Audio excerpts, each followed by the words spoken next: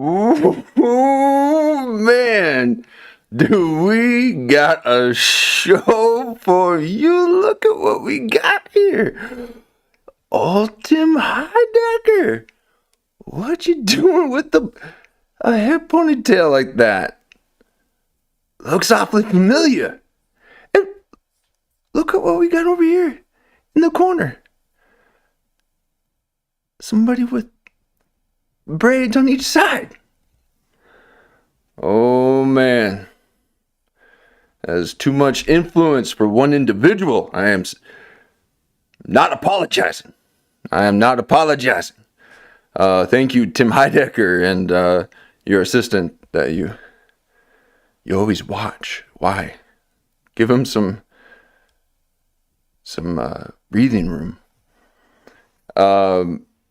They look like they're sporting braids, and he's doing a one-sider. So look at that. We're gonna have to take a look at that.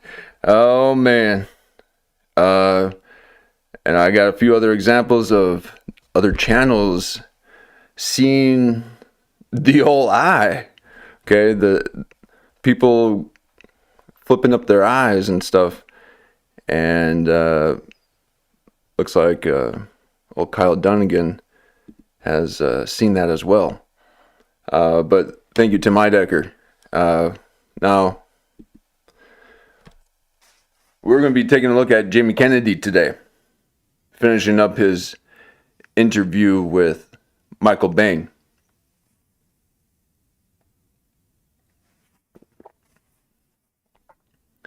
And it's a good one. It's a good one.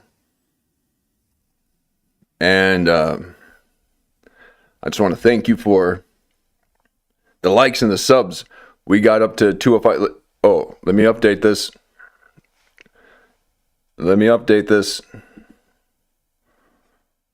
Those were last night's numbers, and look at that. We are that much closer to 500 by spring. Thank you so much. 207, closer to them Godfather goals. And Jimmy Kennedy has shown us a bit of the Hollywood ways here, while he's interviewing Michael Bane.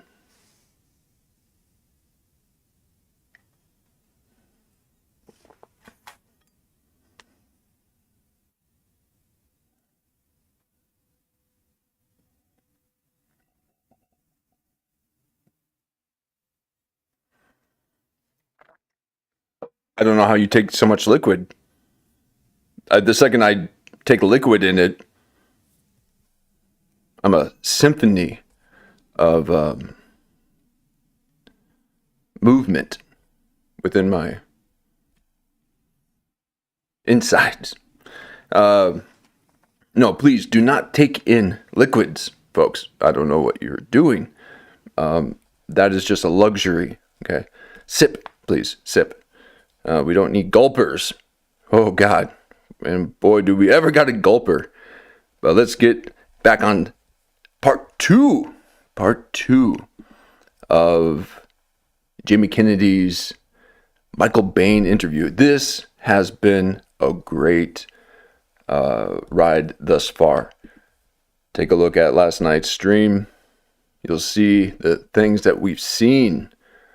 And we got a few things in the pipeline. A lot of content commentaries. But I like these interviews and source material. So here we are, going to be finishing the second half of Jimmy Kennedy's Michael Bane interview. He was in Tombstone, Terminator, some other things that are, I think, Alien. Okay, he was that guy in Tombstone. That only Lemons knows the name. So really good kind of back and forth that they got. He's been on there before. He's got a little bit of grit. And Jimmy Kennedy likes it. So it's fun. No one is getting offended. You're just, kind of having fun and hashing things out. It's a vocal, rhetoric, a bit of play.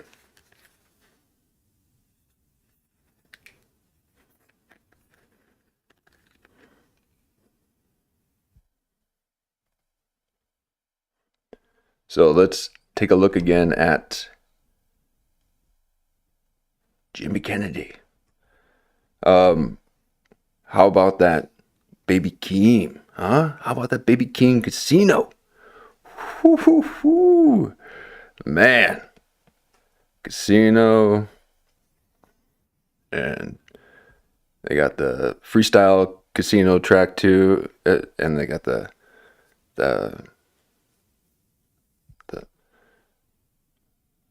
Money Home one or something.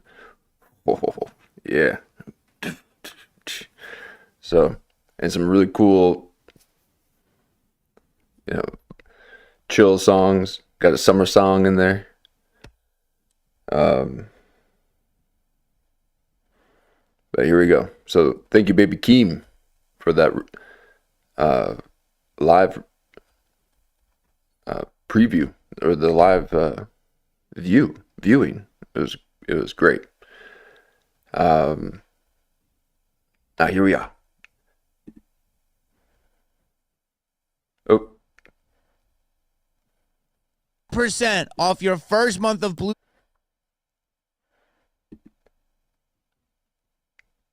Well, actually, we should take a look at that. Oh my gosh! With one little blue. Okay.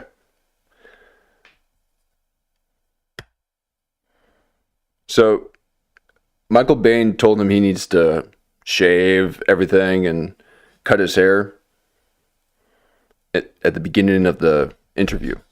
We covered that in the last stream. And here is him like that. Now, this was recorded, a while ago. And now you got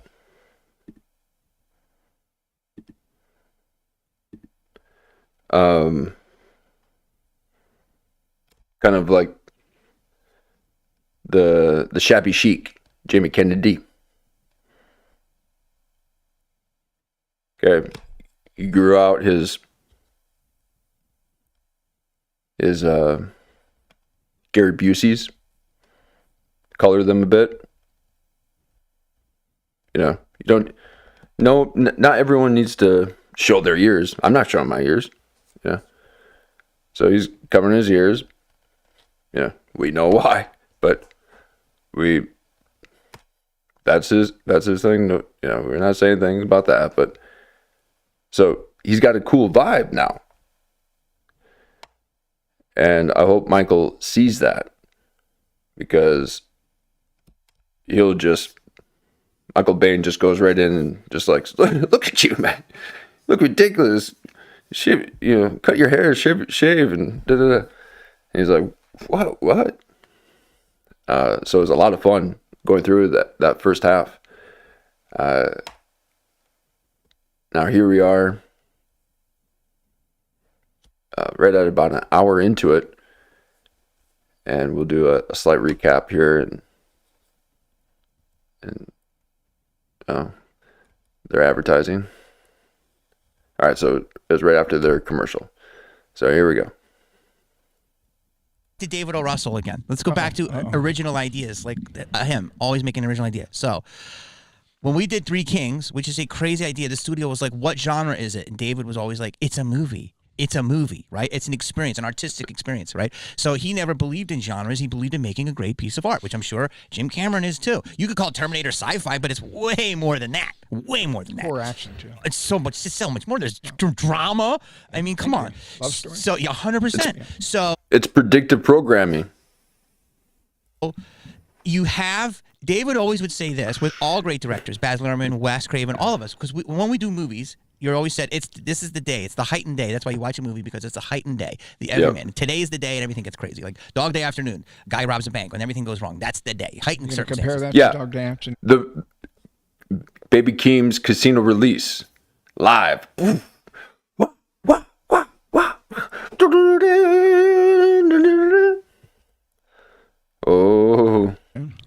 Well, let me finish. Okay. Let me finish. Oh. What I'm saying is, yeah, when she says, get a hard on, that was completely justifiable and awesome. I'm going to tell you why. Because she knew, it's so. Okay, so they're talking about Leonardo DiCaprio's recent movie. Things happen to me a lot all the time or something. I don't know. One thing after another. Good, because I never talk about movies. I'm going to now. She knew that this guy wanted to fuck her. So she knew she had the power. That girl is fantastic, Teyana. And she basically said, even you're the boss of all this world. You're the big army man. I control your dick. So she said, get a hard on. And he's like, so he became a simp. Do you know what a simp is? He became her bitch. Oh. Okay, hold on. Now here's. All right. I haven't seen this yet. This is the first time I've seen this. Most of the things that we view on here is the first time, so you're getting a reaction. Now he's saying what a simp is, right? So he's like, "Do you know what a simp is?" Oh, Jamie Kennedy. Okay, so let me see. Let's see if I can.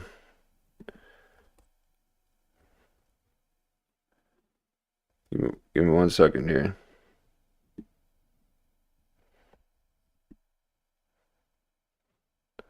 No, not him. Oh, man.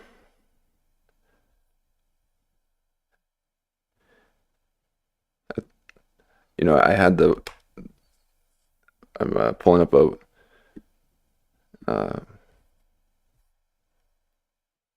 Oh, great. Where'd I go? Okay. All right, 1 second. Okay, so he said simp. Okay,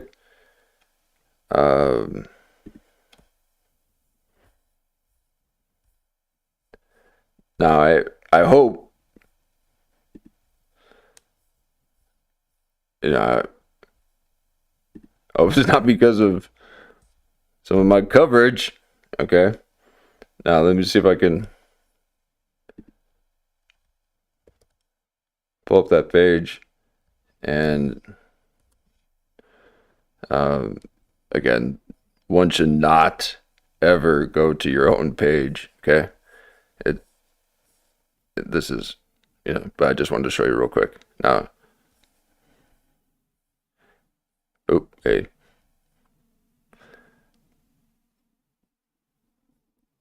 Oops.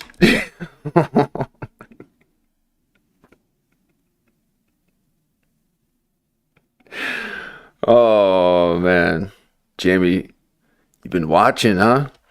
And I've kind of sensed that, because he's even changed his solo episodes a bit. He hasn't been smashing his face as much.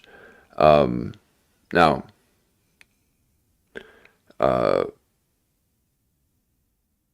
will soon have to get new glasses, or I'm going to have to go no glasses at some point, which I don't think is going to be good for my eyes with all this light. But I could tell that you got to get the thin kind of frame. Yeah, everything just smashes. But Jamie Kennedy's got the hat. Okay. No. All right, here we go. So simp. Okay. So a few weeks ago we did some coverage, and we labeled it simp. You might be one of the 200 people that had seen it. Okay.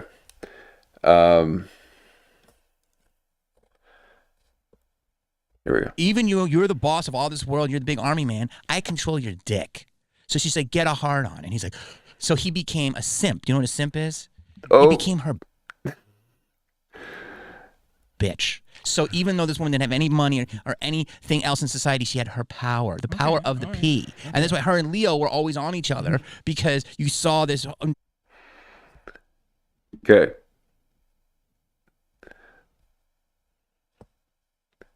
It's a good watch. It's a good watch. That might have been part 2. Now, the Tim Heidecker thing and them wearing the braids. Okay, I got to change the thumbnail apparently. Okay, people are starting to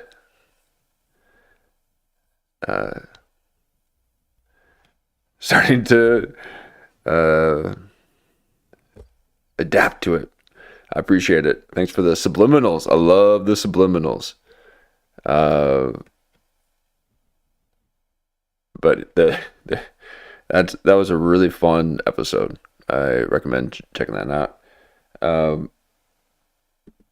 But here we are.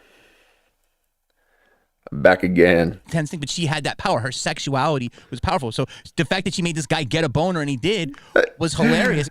And it was hilarious when, again, if you go and watch that coverage, it's seemed to have happened to him.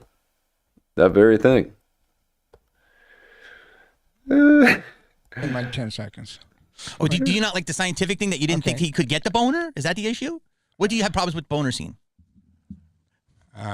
Let's move. No, but here's another thing you do. You ask a question and you get an answer, and you're like, let's move on. No. Okay, no. It seemed odd to me, and she walked up to him and she said, she goes, get that dick hard. Okay, get that dick within hard. about 15 seconds, he's got a hard on that's, by the way, about this big. Right? I wasn't measuring it. I was too busy laughing. Okay. I mean, it was that. So you were laughing. It was a comedian. So was that AI generated, like AI algorithm generated ad? It's like if you talk about this, then those kind of ads.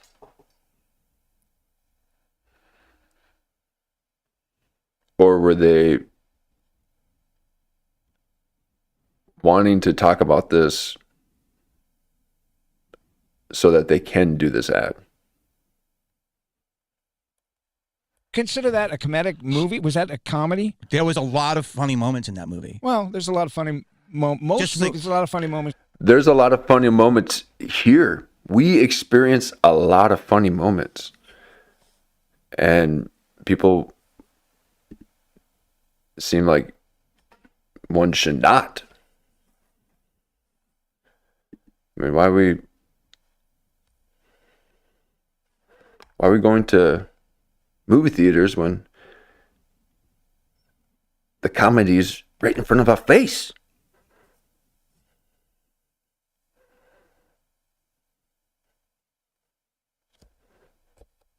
You're hilarious. Look at you.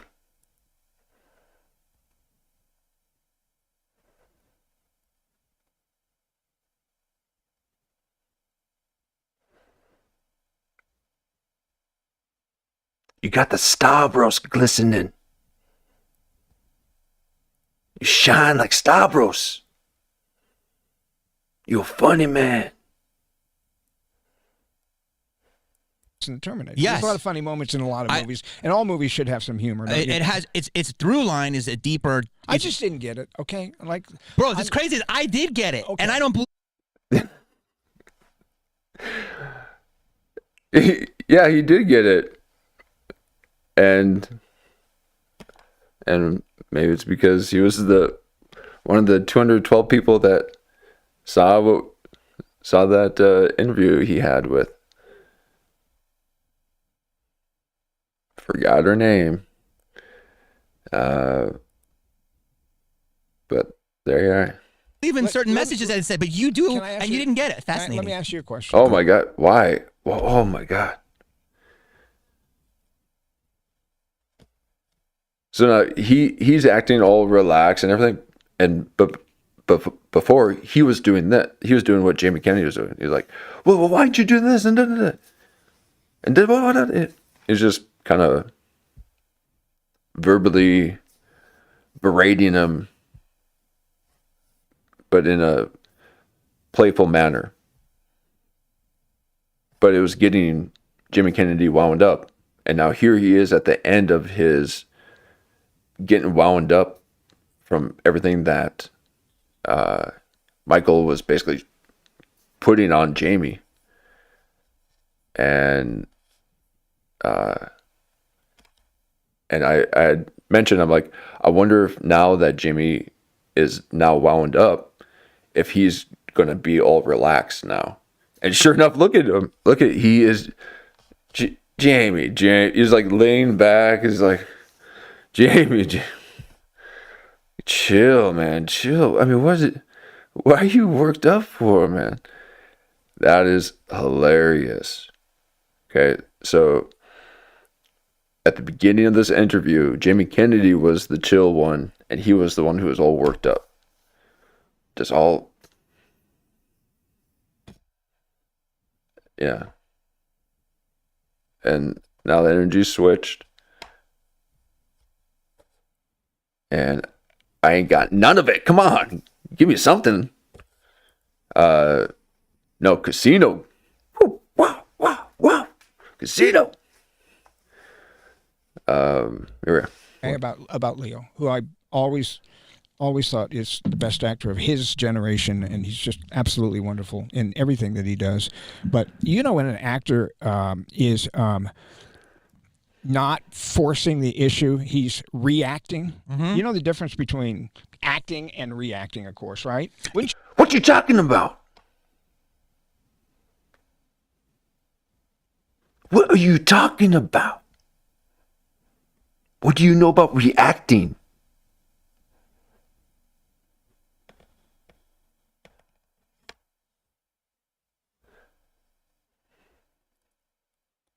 Would you rather play a character who is acting and making things happen, like Johnny Ringo, like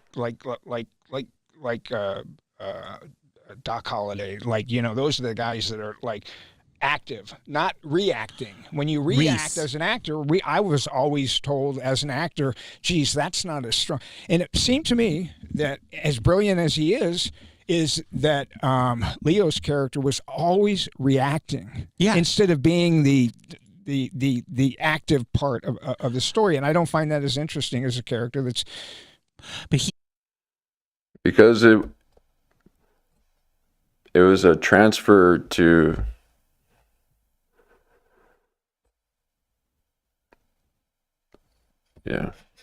someone else, to the next generation of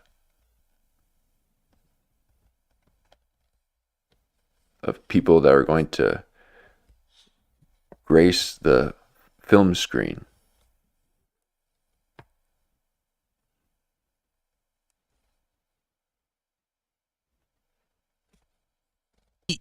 I think you're right. He was reacting a lot because he was kind of also brilliantly too. We get it. You covered. Okay. He was a simp to this. Evening Lemons. His character was she was the ultimate powerful figure in the movie.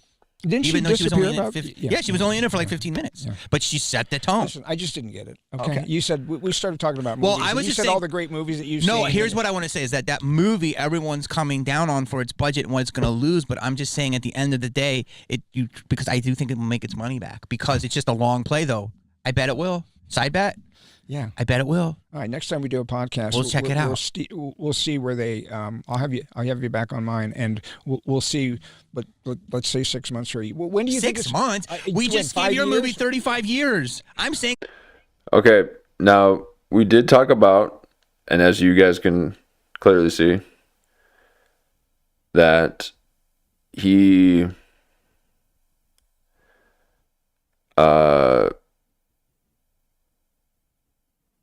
you know, not only does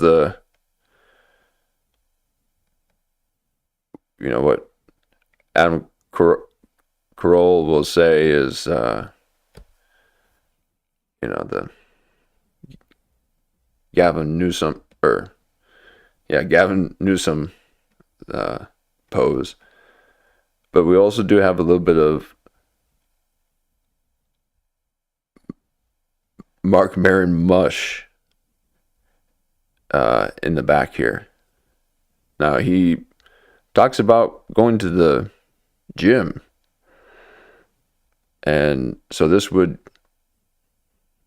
be part of the statistic of there are that the gym is for people who are out of shape. That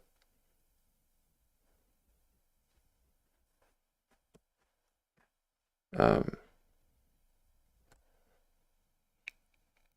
couldn't imagine working out next to people and in front of a mirror. I mean, in only one position. Are you kidding me? Whoo, man. I don't know why you guys do that. Aren't you circular? I mean, but here we are. So we got a little Marin mush, and he was the first person, and the first thing that he said was pointing out how out of shape Jamie Kennedy looks at the beginning of the interview. Now, this isn't a deep Gavin Newsom. So this is just what people with long legs do. So, I mean, I'm assuming that he's a bit taller than Jamie Kennedy. And I actually prefer this over the spread eagle. Imagine David Letterman doing a full spread eagle as he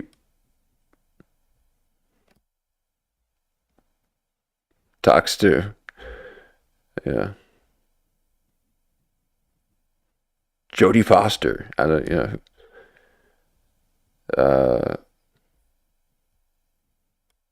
so please get a desk, or something. You just can't do that, guys. You just can't do that. In a Gatorade bottle? You're drinking Gatorade. You're like, oh, I'm working out, so here's my Gatorade. Oh, man. Well, I guess that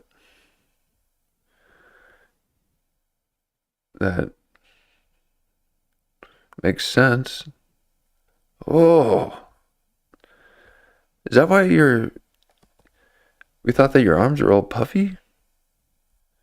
Yeah, because I said that it looks like he had a lot of sodium.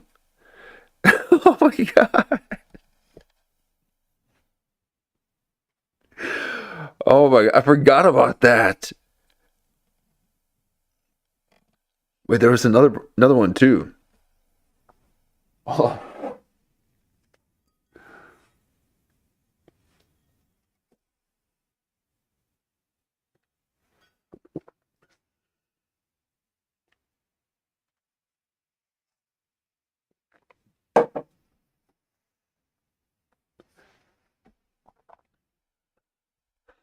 Well, that makes sense.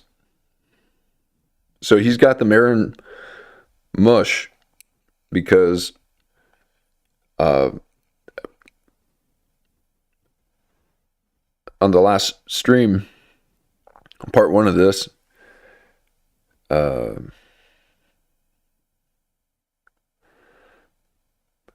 we had spotted the Marin Mush, and we were looking at his arms, and Wizard even thought that it might have been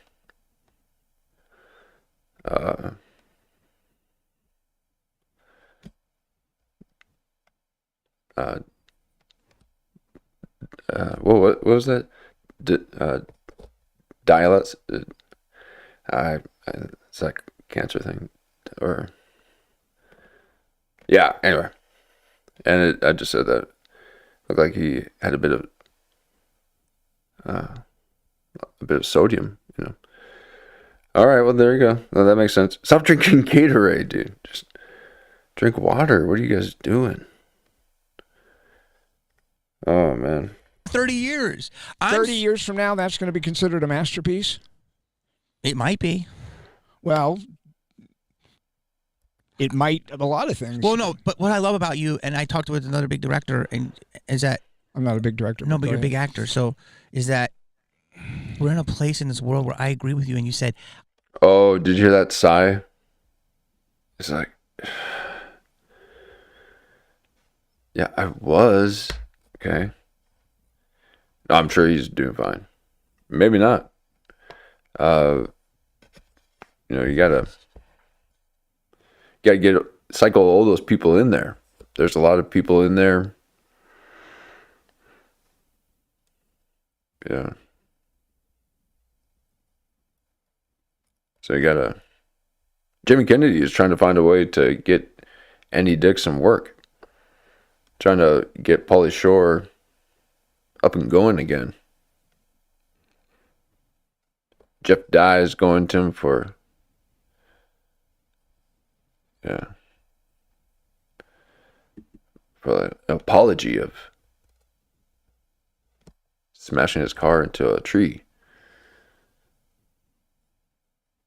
People are going to Jamie Kennedy for a bit of Hollywood renovation, redemption.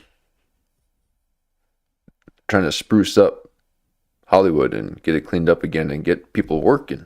You know, there's these actors that when the late 90s and early mid 2000s, things were good, so they could create a whole ecosystem. So a lot of businesses have gone out of business, like even small little prop stores,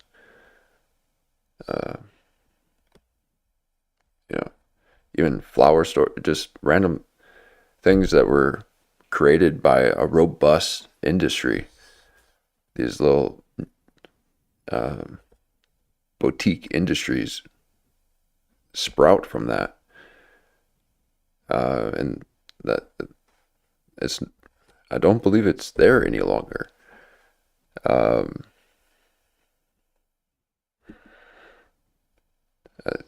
think there's some there to some degree, but I think people are doing things like this. You're showcasing things and broadcasting, and but I like what Baby Keem was doing. Now he needed more hype songs. Okay, there was only really 3, but maybe but you can, as a musician, play your whole stuff and have a party. That's great. like, I don't want to, I've been fortunate. I have some money saved and stuff, but I don't want to do shit if it doesn't make a mark. But when you said all the stuff about the Netflix shows, I agree with you. They're just making filler. What's going to leave? Don't talk negatively about Netflix, because You're up for a job. Because I got a call from a big executive over there about 2 weeks ago. Big fucking executive who makes big ass fucking movies. Okay. Now, from what I heard, people that were like right before the writer's strike, people were saying that, well, I mean, I guess the reason for the writer's strike was because of the low pay from the streaming services.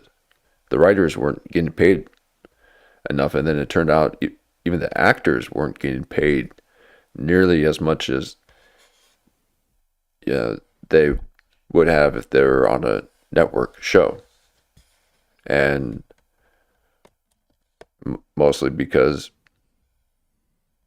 all the advertising dollars were for the network, and that was the whole cornerstone of the whole thing is all advertising. And once people went to new media, the repeatability of digital and website and things like this, everything that on the website or that could be viewed on a website was considered new media.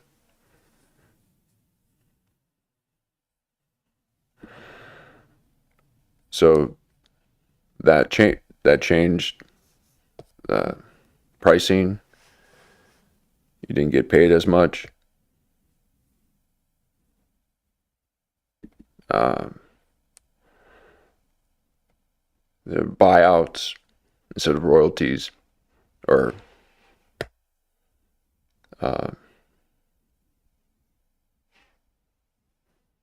whatever they're called.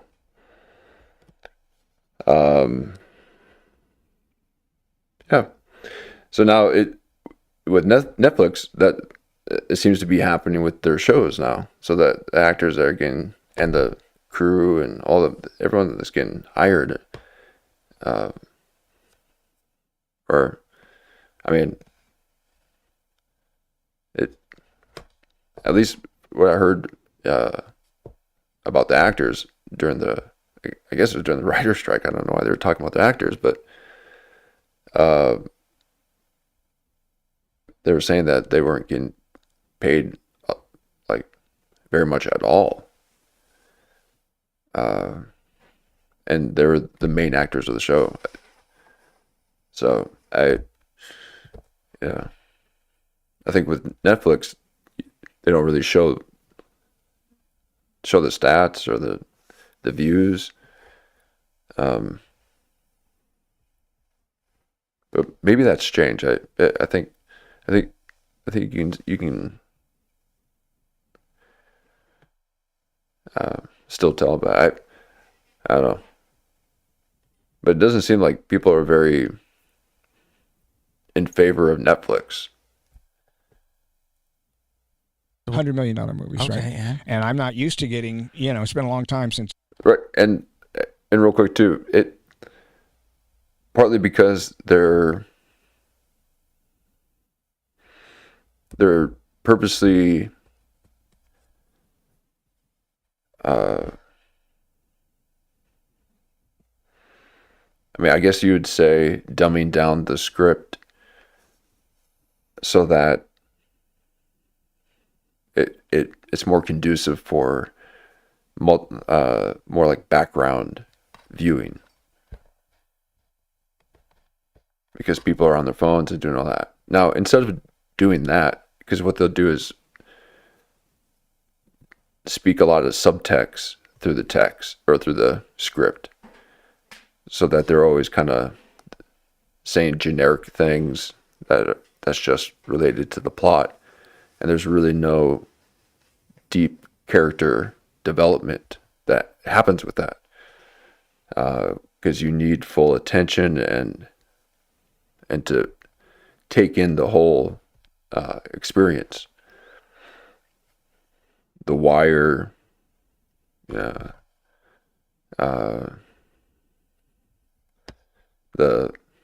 that mafia one,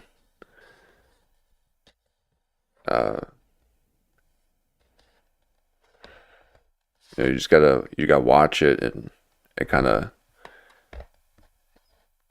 enjoyed the in-between the in-between episodes. But anyway.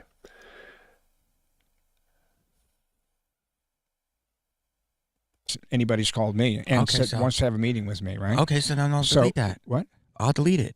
No, you don't have to delete it. What are you fucking talking about? I'm just telling you. I wanted to bring this up anyway because it's really. I'm.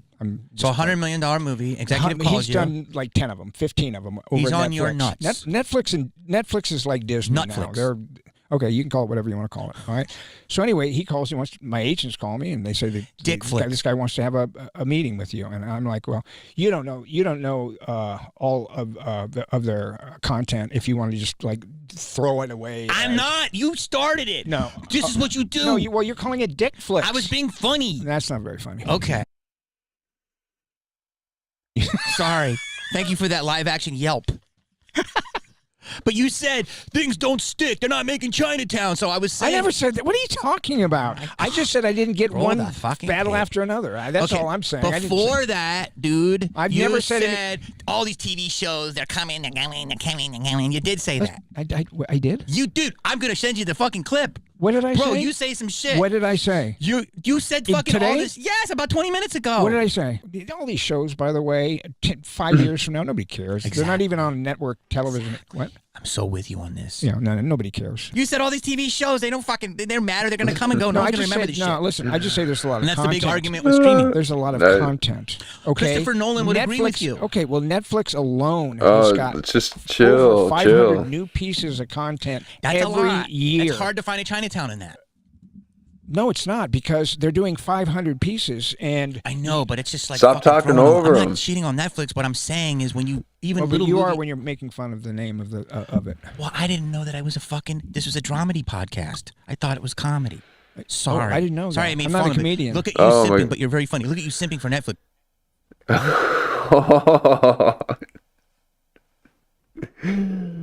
Oh man, so he was one of the 212 people that must have seen that 3 weeks ago. He's seen his simp.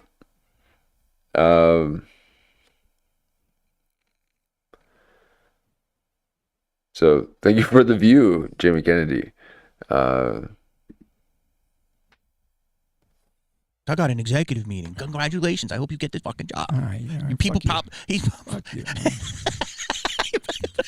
Bro. Hey, bro. listen. Bro, Let me finish my little you story. come at me. Can I finish my? Well, no. See, and this is a perfect example too of he's trying to tell a story about this Netflix thing. It involves some high level people that could infer that he might be able to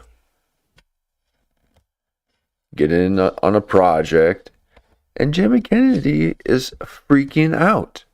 He won't let him talk. He's calling Netflix, names.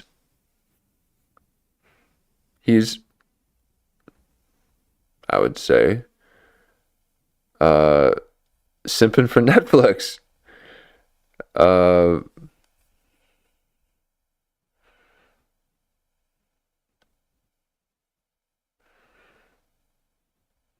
Like, let him tell the story.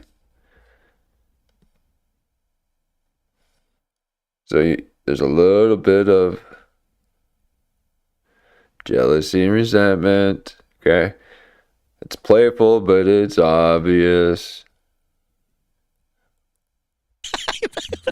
Bro. Hey, bro. Listen. Bro. Let me finish my little You story. come at me. Can I finish my little Finish story? all of them. All right, just to finish the little story. Finish all of it. See, now he feels like he's not being able to speak on his own show. Well, yeah, he was kind of talking a lot, but just don't talk over each other, okay? So anyway, Not gonna be little. I was very. Jesus Christ. This motherfucker. See, you just said it's not going to be low. Yeah, because but he's a storyteller, so let him tell some stories. I was very excited. Remember at the Burbank airport how you were yelling shit? Go ahead. You're the one who's always yelling. Go ahead. I was very excited. No, that is awesome. I was very, very excited. This big ass motherfucking producer fucking wanted to fucking. That is awesome. I was very. Oh. You're the one who's always yelling. Go ahead. I was very excited. No, that is awesome. I was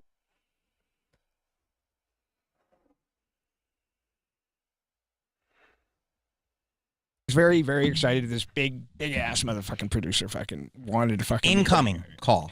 Yes, I want to meet Michael Biehn. Okay, I'm like, oh my Bane. god, you know, this is like. Oh, Bane?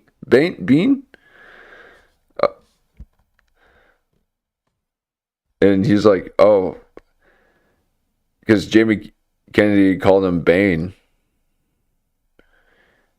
And it's hour 12 in.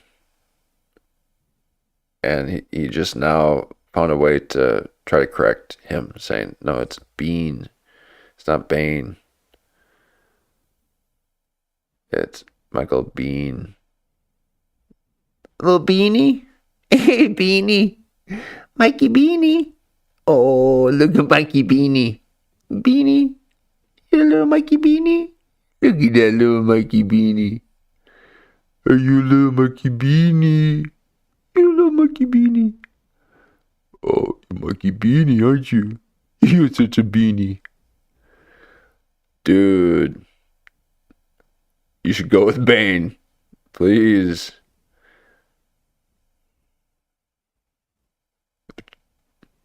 Change your life. Okay? Don't go with Biehn. Just say it's Bane. Fucking head of Disney or something. Like the same thing. I want to meet Michael Biehn. Michael wanted to fucking. Incoming call.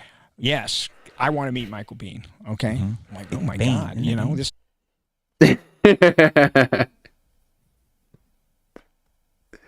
He's like, oh, wait, what?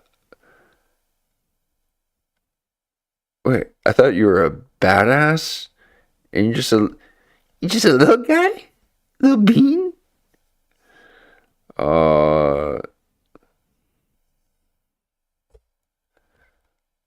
Incoming call. Yes, I want to meet Michael Biehn. Okay, I'm like, oh my Bane. god, you know this is like. He's like, yeah, it's Bean.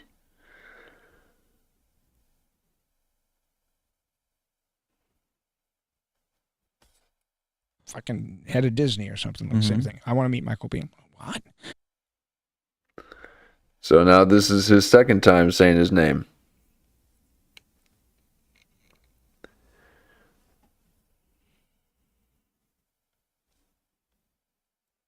He wants to meet me? Oh, wow. He's a fan.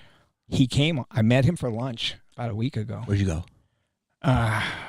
Some famous Hollywood. Don't dogs it. No, I don't know the name of it. I'm so Canners. out of that realm now. But as soon as I walked up, you could see those suits and the people that were kind of dressed with the bags and carrying around scripts, and you could tell right away it was one of those spots. The Noras. But he sits down to me, and I'm like, this guy's maybe he's got a part, maybe he's interested in me for like a movie that he's, and he's going, Michael, I love your podcast. I absolutely love your podcast. Told you. Wow. Told you. And we sat for 2 hours and just had a great time talking about the podcast and mostly the podcast and the people that I've had on, the Jim Cameron interview. And There's other people on it. Well, there's all sorts of people that have been on it. There's other people that have been on You've been it. on it. I have been on it. And you've been on it. You were wonderful. That's where we met. That's how I met fell before in that. love. Well, I was signing across the room and you were signing across the room. Okay. And Well, we looked at each other. okay. And then you were mad. Okay. Then I what? You got mad. I got mad? Probably. I don't. Oh, People always think I'm mad. the flashing. My wife says I've got like That's too fast. Like a mad Resting bitch face. Yeah. And bitch face. Yeah. So anyway, what ends up happening is he's talking about the Biggest meeting. Yeah. and I say to him, Good for him for loving your pod. It's just me and my son and a friend of mine who lives up in. Oh, you brought a couple of kids. No, my son produces the podcast. You met Kaylin, you know Yeah. you know. So it's just us. We don't have any way of getting guests. You know, the only way we get Jennifer reached out. She to comes you. up to my table. Jennifer Stalks me. Jennifer has She's great. got Jim Cameron. Yeah. I didn't want to ask for Jim because I was like, God, Stop saying What a Jennifer. nice pod that was. Well, she huge get. Well, I know, and I know, but it should happen because you guys are so close now, together. He's working at Netflix. He goes like, well, like we're friends now. Maybe maybe I can find some people that might be interested in coming on you. Because I'm like, you're Netflix. You got more content than anybody else. Send me anybody who wants to promote their shows. So look at you, right? And he's like, dun dun dun.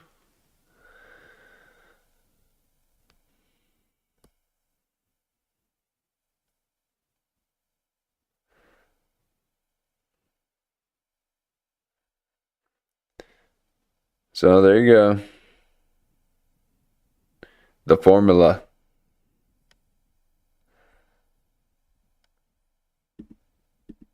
So that's the Hollywood, the new media, new Hollywood formula. And you got to include musicians in that too.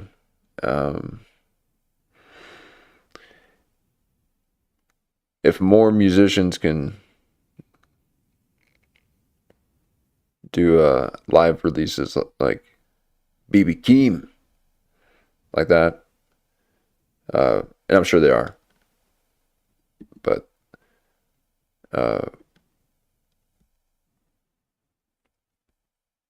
that should be, we should be able to have digital concerts. Maybe they already have that, but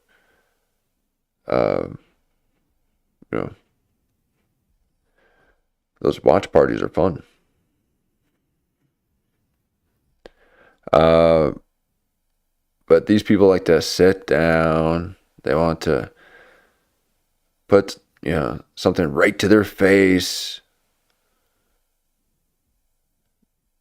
They want to feel robotic.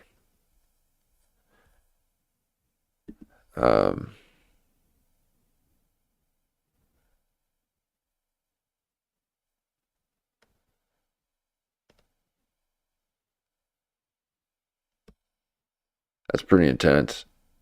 That's like a industrial one.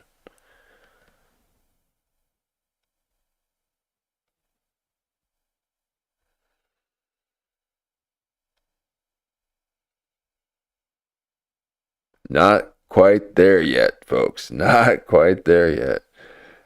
Come and Dick Cavett with an edge. This is what's crazy. I'm very excited. Well, you like that joke, but here's what's crazy. Some of them you don't like at all, but boy, when you like it, boy. Well, why is he calling it out like that? Just roll with the punches.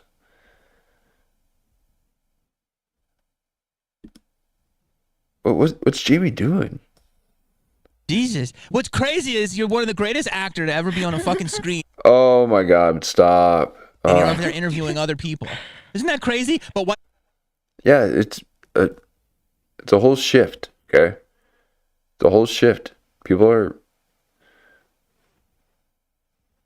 Yeah.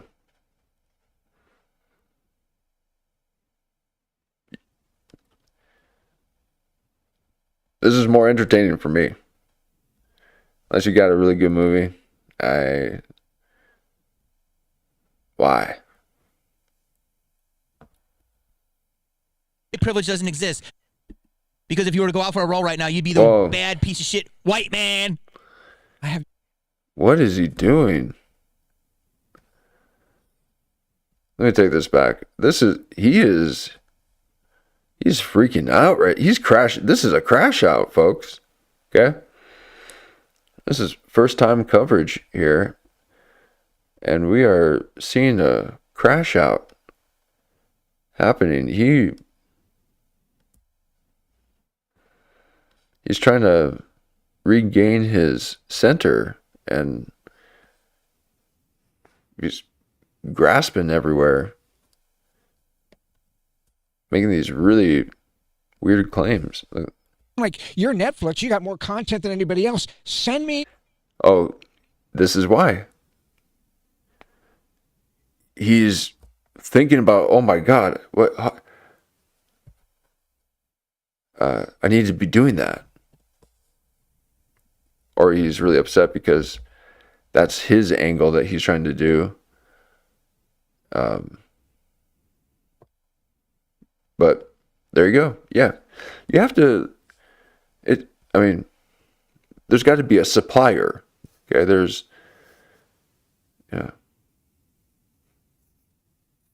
goods and services, suppliers. You need all that. And there's plenty of,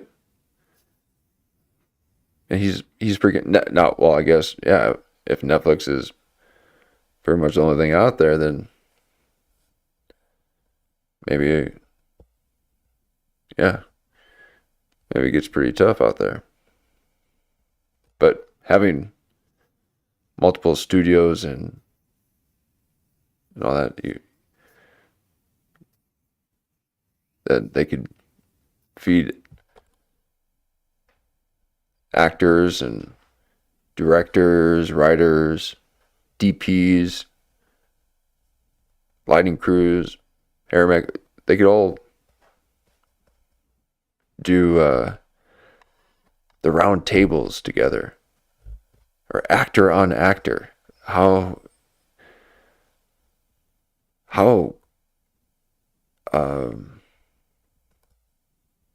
crazy are those? Because if my memory serves me correct, Adam Sandler and Brad Pitt did an actor on actor together, and talked about how Brad Pitt helped Adam Sandler through rehab situation, or got him back on his feet.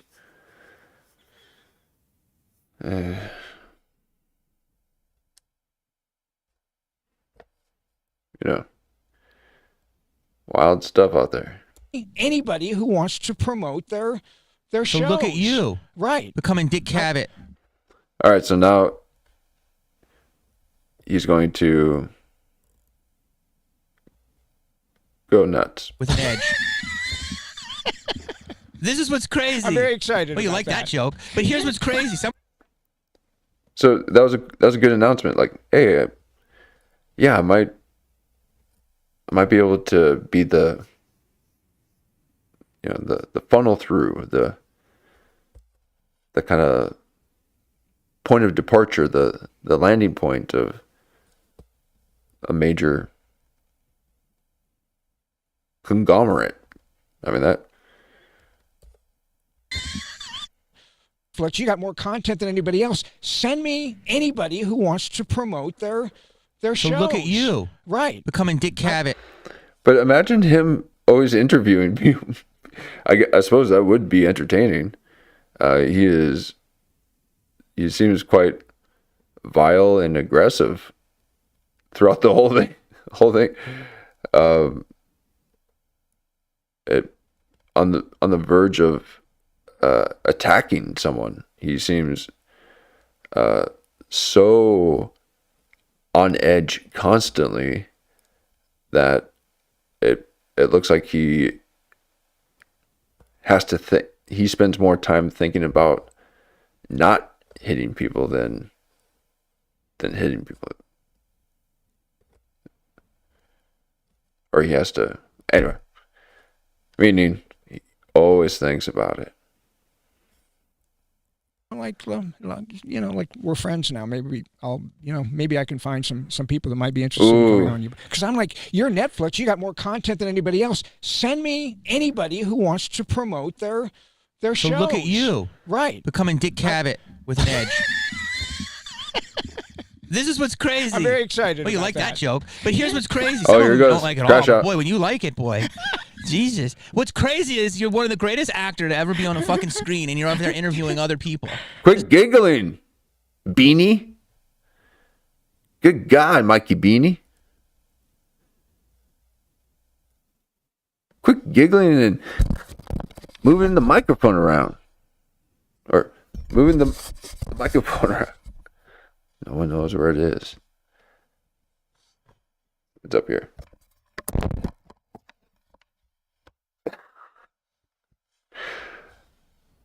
Man, Mikey Beanie, what you doing? Friends with McCoy? Anybody who wants to promote their shows. So look at you. Right. Becoming Dick Cavett with an edge. With an edge, yeah. This is what's crazy. I'm very excited. Well, you about like that joke. But here's what's crazy. Some of them you don't like at all. But boy, when you like it, boy. Jesus. What's crazy is you're one of the greatest actors to ever be on a fucking screen, and you're up there interviewing other people. Isn't that crazy? But white privilege. Actually, that was a deserved giggle. That was funny. Doesn't exist, because if you were to go out for a role right now, you'd be the bad piece of shit white man. I have no Oh, idea what you're talking about. They'll get it in the comments. Okay. James Wood said, "Where does Whitey fit in now?" Where's what? Whitey. James Wood said that on a pod. It was very interesting. What is Whitey? Where does Whitey fit in? In roles, it's always the villain now. But you said white let me privilege. tell you something about James Woods. Great actor. yeah. Play the villain. I mean, show your pain.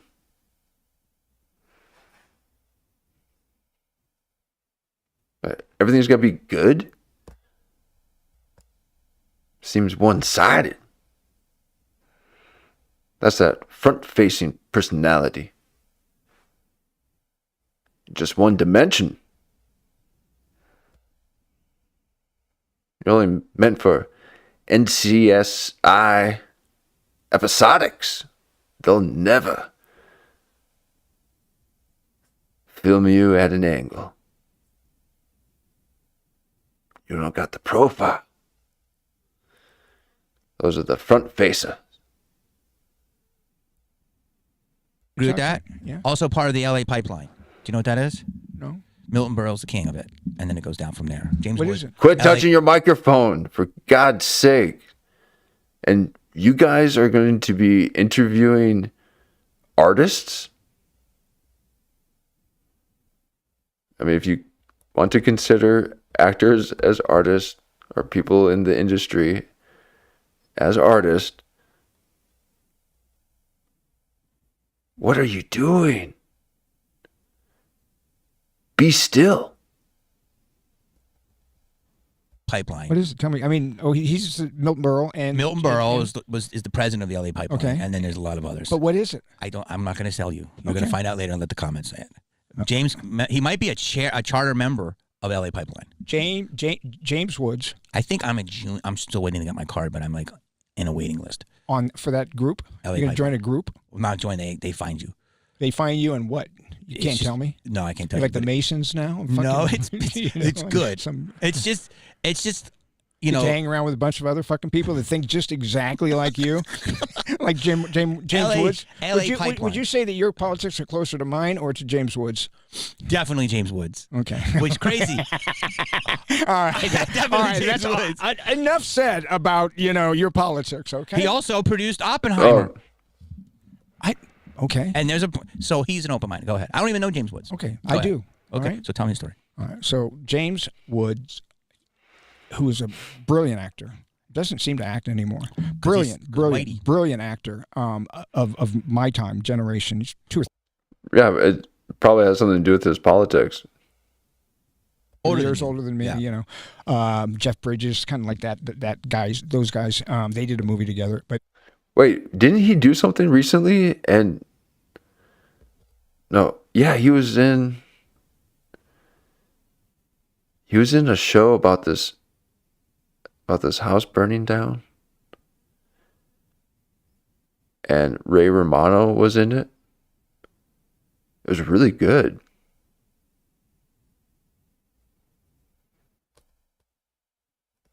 And they bought a home.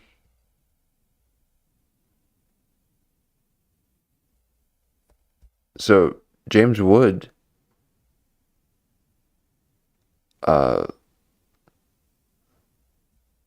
James Wood's face looked crazy. It was a type of wrinkled face I've never seen before in my life.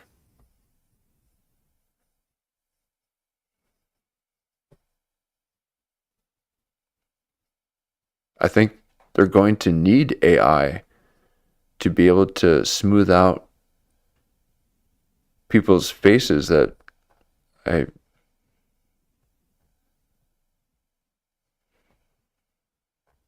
are experiencing whatever these people are experiencing.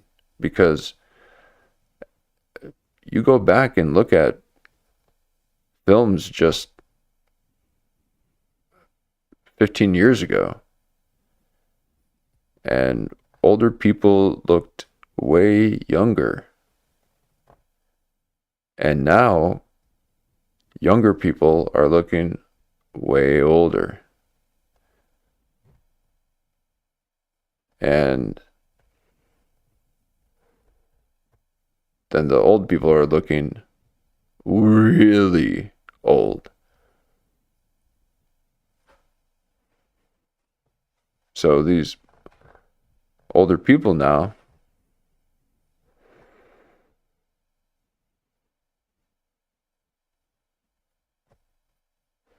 I think they need to,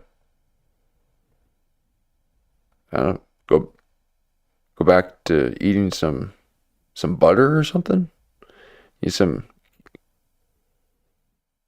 yeah.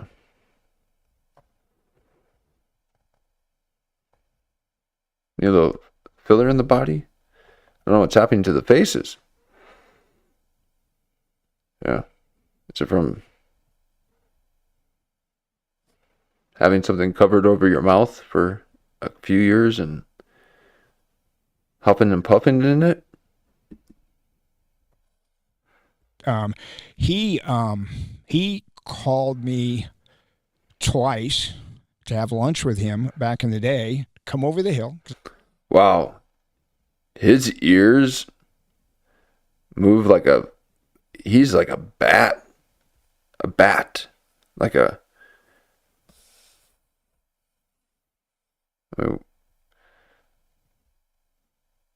dare I say, even vampire. But watch his ears move. Let me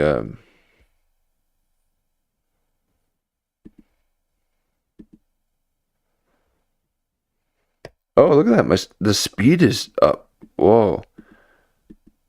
Well, that makes sense. I'm like, why is he talking so fast? Oh, I'm so sorry. Let me move the cat. Watch this. The speed was at 1.2, and that would explain why I thought that Jamie Kennedy was freaking out. Because I was wondering why he was talking so fast. Oh my god. All right, so we are back at 1.0. Wow. That is hilarious. Sorry about that. I do want to. I'm so glad I checked this. Because I wanted to slow this down. And had I not, I would have never seen that. For whatever reason, the playback speed was at 1.2. So maybe Jamie Kennedy wasn't having that big of a crash out.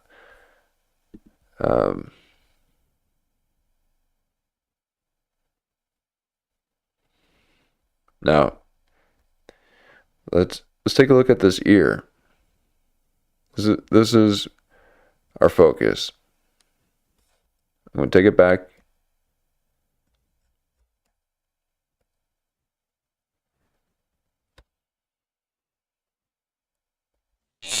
Oh, Let me hit the sound.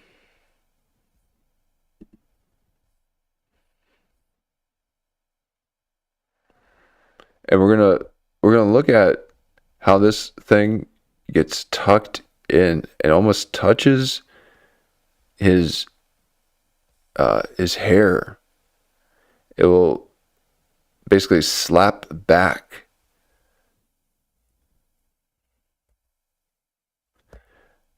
Now I went back a little bit here. So all right, so there's a little bit of that tug right there.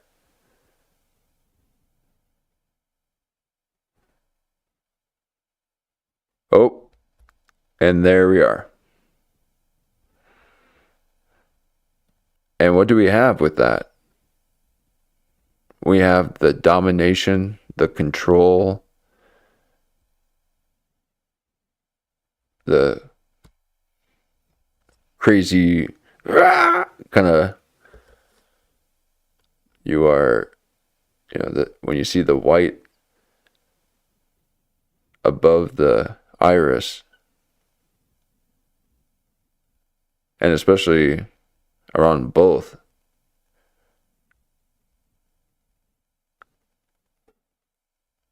You better run. You better run. So here we are. So that would explain then that ear tucking so far back, because now we have white around both eyes.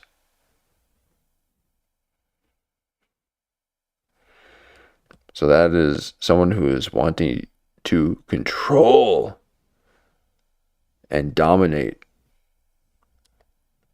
through force.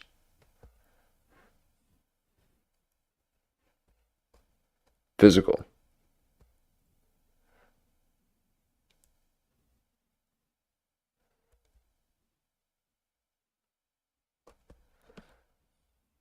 All right, so it's tucked.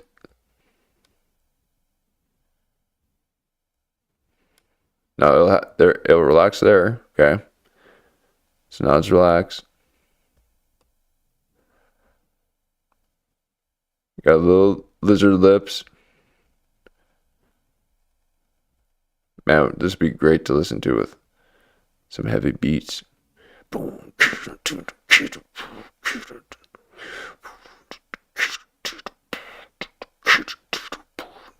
right, coming up here. All right, now here. Now watch this here. Oh, maybe that was it.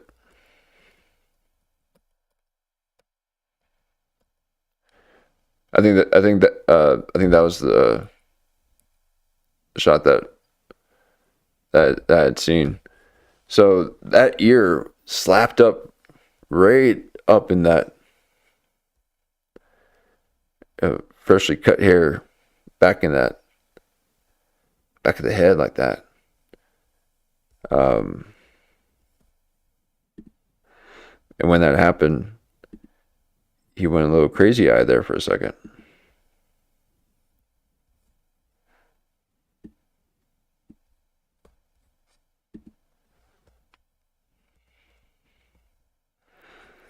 So step right up.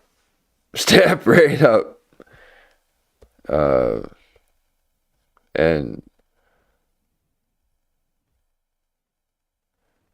I'm sure it'll go smoothly. I'm sure it'll go smoothly. I actually think it would be quite entertaining. And I will check out an episode. Produce and direct a movie, and he wanted me to be in it. He was a big fan of mine. Big fan of mine. And so he brought me over for lunch twice. He never got his movies made, but I've always loved Jimmy Woods, not only because like El Salvador, which is I think the very first time. Oh no, he was even before that. But yeah, no, he's a brilliant guy. But he likes me. So, yeah, I'm not sure that I would just say that I'm to the left of yeah, you are of Mr. Woods. And part of yes, But wait, let me finish. Actually, I with the love Netflix thing, did you end up with a podcast deal, or he's just a fan, or you might do a movie? He's going to be a friend of the podcast. Okay, this is great. I know. That's why I wanted to bring it up, because it's like I'm very excited about it. You having a podcast, you can imagine having the head of Disney say to you, "Oh, let me send some people your way. I know this person, I know that person, and I can, Do you know what make I a few get? calls." What? People that say, "Oh, you should avoid that podcast. Don't go on that guy's podcast." That's what I get. Why? Why wouldn't somebody want to go on your podcast? Because I'm fucking, Why don't you cut that shit off? I'm going to. Yeah, okay. It's the end of it. It's yeah. happening. And then This you is just shave your head. Do that thing. And then you can play like a guy in prison. a heavy. Yeah. A heavy. Yeah, you could be really good if you just shaved all that hair and then shaved your... Do you have a round Nope. head? And I had pretty nice, right? I have a nice head. yeah, good. Yeah, do I've been that. told I've had Next a time nice I head. see you, I want all that hair gone. Go Do you like trim down there and stuff? You keep that hair Nope. in fucking order down Well, all around, and like, because I shave everywhere. I shave my arms, I shave my chest, I groom, I do, like, it's everywhere. How old are you? 70. yeah, Almost. exactly. And you shave your balls? Okay. That's exactly what I said. I said that he's trying to get him to shave everything, cut everything. Now, he said it at the very beginning of this interview.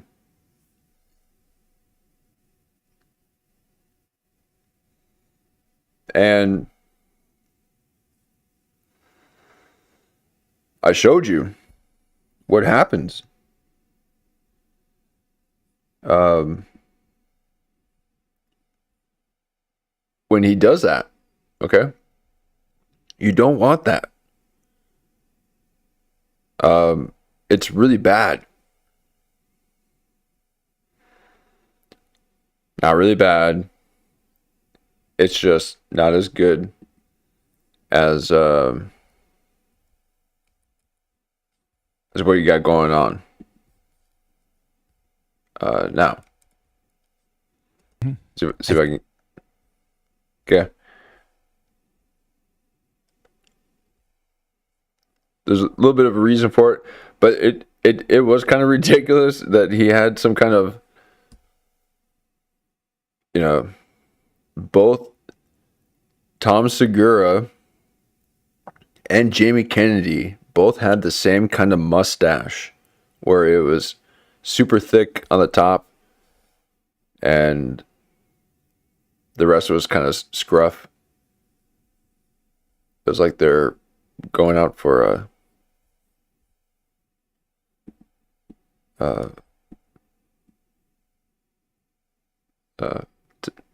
to audition for a Red Bar.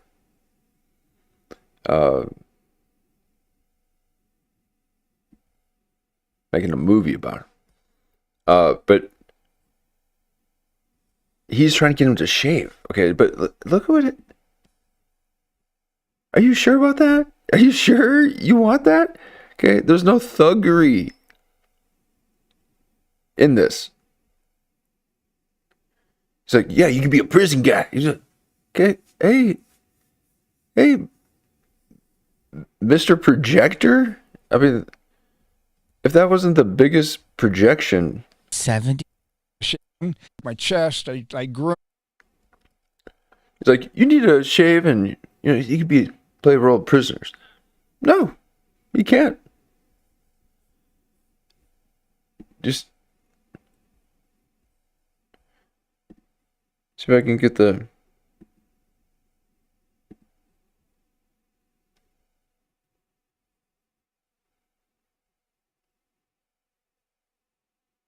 Okay, there's a reason why his hair's growing out. Blue pill. Make...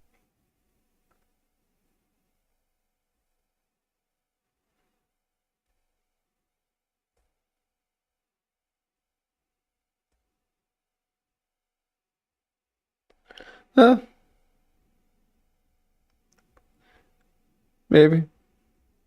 your life easier by getting harder.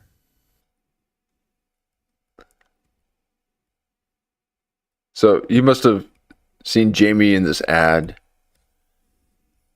He's like, you need to look like that.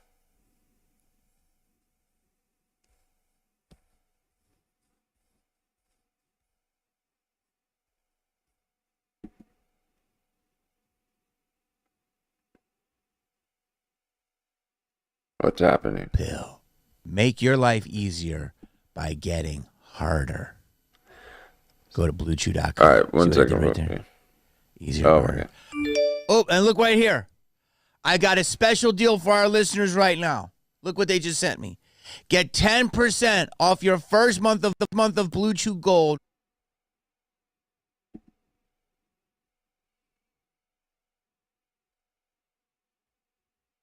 With code Jamie. That's promo code Jamie. Visit bluechew.com.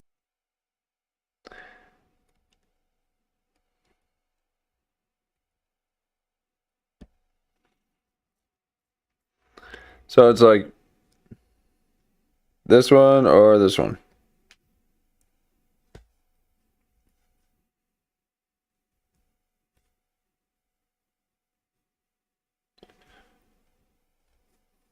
What if that's a wig?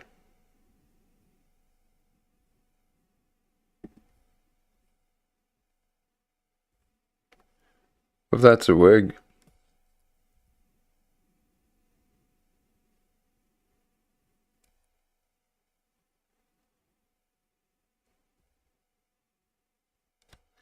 He's like trying to be all hard. Prison guy. So he wants him to shave everything. And he basically said, hey, yeah, I had this meeting and looks like I might be able to working out some kind of deal where I might be able to get people coming into my podcast. I'd really get the numbers up and I'll make a lot of money. They can promote their movies and stuff. A win-win situation. And Jimmy Kennedy's freaking out. Goes in this completely jealous spiral of like saying all this wild stuff. And he's like, yeah, it's kind of like, having Disney say, hey, I can hook you up with some stuff, yeah. And Mike Bean doesn't see that, or no, he probably does see that Jamie Kennedy is reeling with jealousy. Let's go back to David O. Russell again. Let's go back to original ideas, like him always making an original idea. So when we did Three Kings, which is a crazy idea, the studio was. Sorry, that was the previous one of wanted to show what he looked like without the long hair. Now, here we are.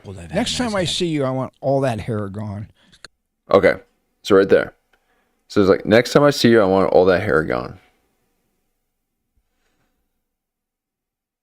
Now, he mentioned it at the beginning of the interview. I'm just saying, shave all that shit. What are you doing with that? Shave all that. And he has now switched to now demanding, next time I see you, I want all that gone. Now, he just got done talking about this huge opportunity that he's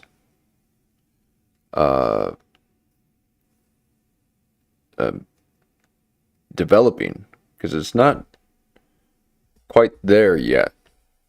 There's something in the works, and it's something that Jimmy Kennedy would obviously benefit from if Michael found Jimmy pleasant, then for sure Michael would send people his way. but he wants to make it perfectly clear, that he is going to be the one, at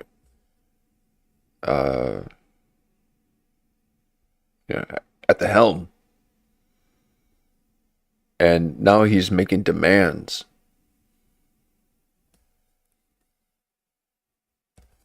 Dangling a carrot in front of Jamie's face.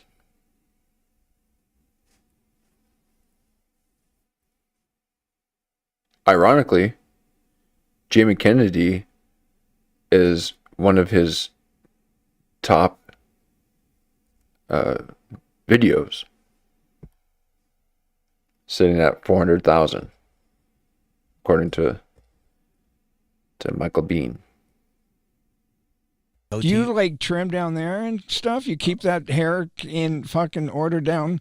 And he's been talking about that the whole time too. All around, and like, because I shave everywhere. I shave my arms, I shave my chest, I groom, I do, like, it's everywhere. How old are you? Yeah. 70, almost. And you shave your balls Mm-hmm. at 70? I don't shave it. Yeah, I do. You yes. shave your ball sack? Well, I don't really have that many hairs on my ball sack, but there is a lot of hair down there, and I don't like hair. Look at this. Anywhere. But hair is manly. Yeah. You don't like hair anywhere. Well, what's it to you?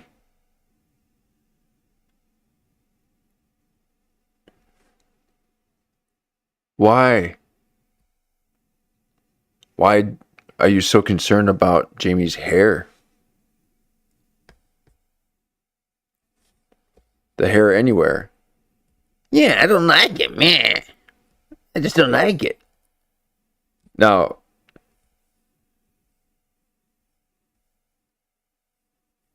that thing, all Busey is out of control.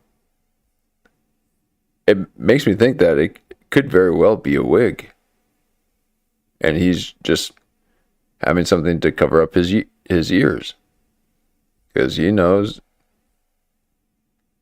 he's got bigger ears. So just wear podcast cans, okay? You're in the best situation ever. You never have to show your ears. Quit wearing that thing. Because that can't be real hair. All around, and like, because I shave everywhere. I shave my arms, I shave my chest, I groom, I do, like, it's everywhere. How old are you? 70, almost. And you shave your balls at 70? I don't shave it. Yeah, I do. You shave your ball sack? Well, I don't really have that many hairs on my ball sack, but there is a lot of hair down there.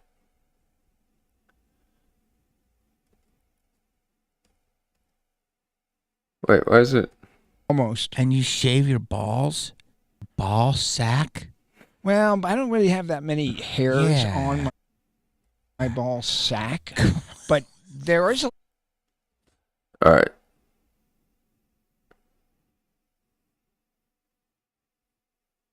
A lot of hair down there. Yeah, that's pretty rough. I don't like hair anywhere. But hair is manly. Yeah, people have hair on their ass. People have hair on their backs. Like. So the ass was the first one he thought of, and he doesn't want hair anywhere on men. I'm Marshawn Lynch on this, and be like, no way, man. I don't swing that way. No gay. Okay. People love their gay innuendos. So Marshawn Lynch won't have it. He told Bill Maher, knock it off, man. I ain't having it. It's like,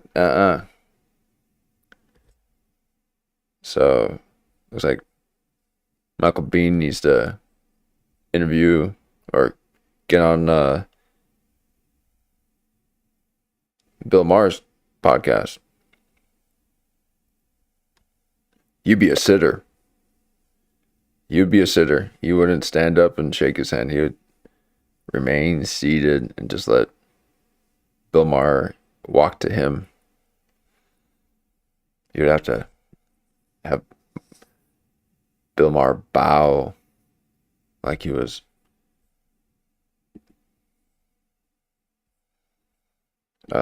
Woody Allen.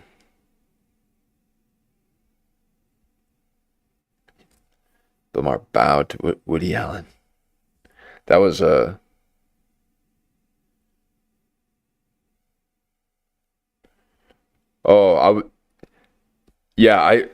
yes, I do want to play that. I wish I could play the whole thing in the background. I'm really not quite sure how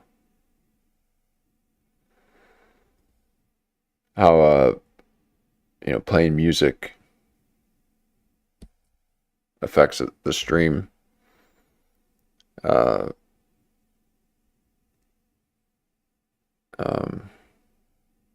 So I haven't quite figured out what I'm able to do without getting hit with a copyright.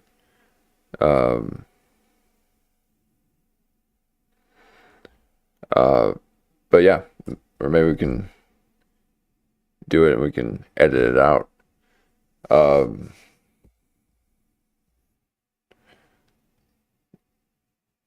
got an idea.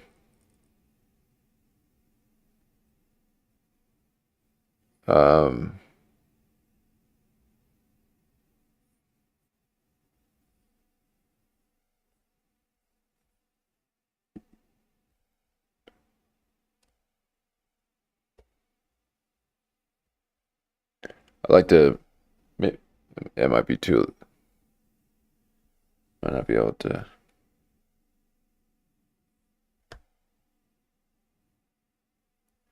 Yeah, let me figure that out. I don't like it. Anyway, so I shave it all off my body. Wow. I groom, as I learned from Howard Stern years and years and years ago to groom. Why? So your significant other or somebody else doesn't have to go like, whoa. Why Howard Stern?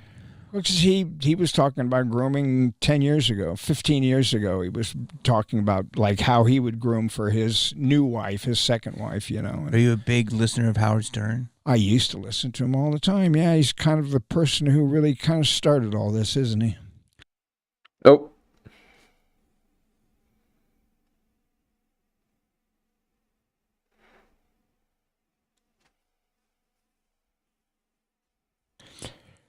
In a way, I Nope. mean, I think. I mean, radio. You could go back. Radio, but he was then a big. he turned He's into a serious. Yeah, he's a Mount Rushmore for sure. Yeah. For sure. I'm going to say something because we talked a lot. I'm going to ask you one other movie question. See how that naturally happened? But I wanted to say something political, but I'll stay in the movies. You told me a great story in the Burbank airport. And this is a great thing that's happening because your pod is blowing up. I've had 2 people say, Michael Baine's pod is looking better and getting better. And you said to me in the airport when we were stranded that you liked my pod. You're like, I love your clips. All right. Now here he is. He's trying to kind of verbalize what he's envisioning. He's like, oh man, if I can just use the power of logos, then I might be able to be networked into this sweet deal that Michael Bihn's got. He's like, no, Michael Biehn, let me just remind you that we were at the airport and you said that I had a good podcast. So, if you got any sloppy seconds, pass them down my way. But Michael Biehn has already made it clear that he wants you freshly groomed. He is literally grooming Jamie Kennedy. He's telling him how to dress and look. He wants him groomed. And right now, Jamie Kennedy is at a crossroads. He is making a decision that will have a ripple effect throughout the course of his history.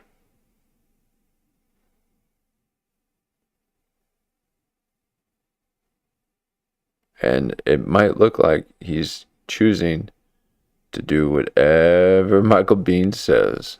So let's watch. People say Michael Biehn's pot is looking better and getting.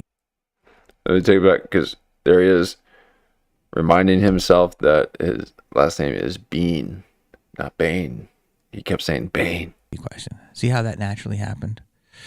But I wanted to say something political, but I'll stay in the movies. You told me a great story in the Burbank airport. And this is a great thing that's happening because your pod is blowing up. I've had 2 people say Michael Biehn's pod is looking better and getting better. And you said to me in the airport when we were stranded that you liked my pod. You're like, I love your clips. It's looking good. How do I do that? And then from there, it starts happening. But your sons are amazing at it, right? 2 sons or 1 son? 1 son. Yeah, but he's great. So he knows what he's doing. So now you're doing the pod. And in the airport, you told me this great story about William Friedkin. Yeah. Can you tell that story again? Which, I mean. So, now why did he need to say all of that just to say, can you tell that story again? Well, because he wanted to remind Michael that, hey, I kind of helped you, helped you kind of out there.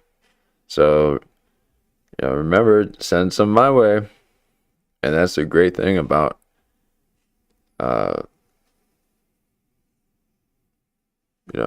networking and ground level stuff. It's like, it's all a network. And,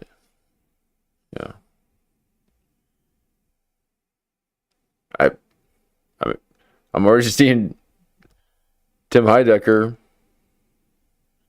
wearing a hair extension and his crew wearing braids.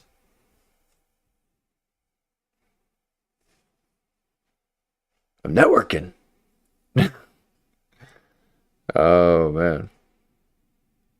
I'm sure they did it for completely other reasons, but come on. There's 10 fucking stories, about the one okay. Here's what happened with Billy Friedkin, okay? I love you calling Billy. What? Billy Friedkin. Okay, Billy. And that's why I feel completely comfortable calling you Mikey Beanie. Hey, Mikey Beanie.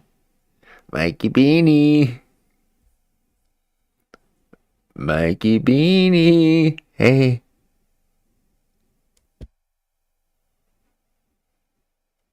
Hey, Mikey Beanie. Mikey Beanie. Why are you trying to get Jamie hairless? I don't like men with hair. What?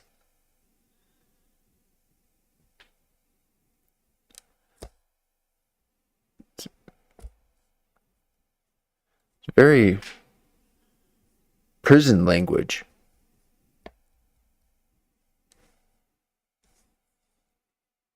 I like my men hairless. What? Shit. That's Jumanji shit. Friedkin directed The Exorcist and French Connection, and a lot of other great movies. A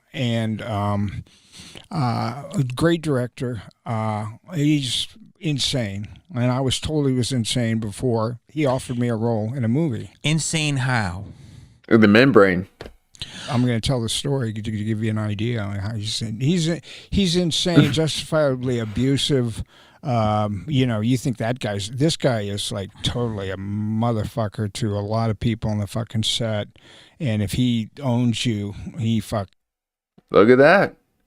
This is what I'm saying that he's doing to Jamie right now.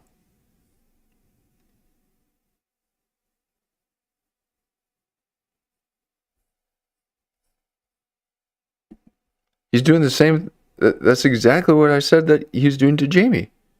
He's trying to own him. He's trying to dangle this little carrot in front of him and groom him. And say, hey, the next time I see you, I want you to be hairless. And he said that right after he was telling Jamie about this huge opportunity that he's got, but didn't say anything about. And yeah, Jamie, maybe I can send some your way. But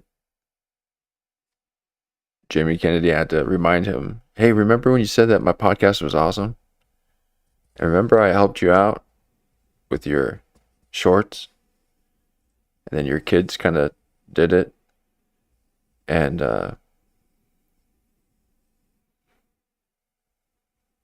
remember that? It's like, well, the next time I see you, I want you to be hairless.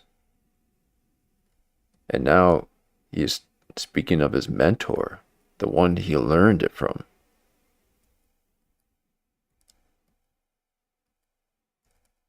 And French Connection, and a lot of other great movies, and a great director. He's insane, and I was.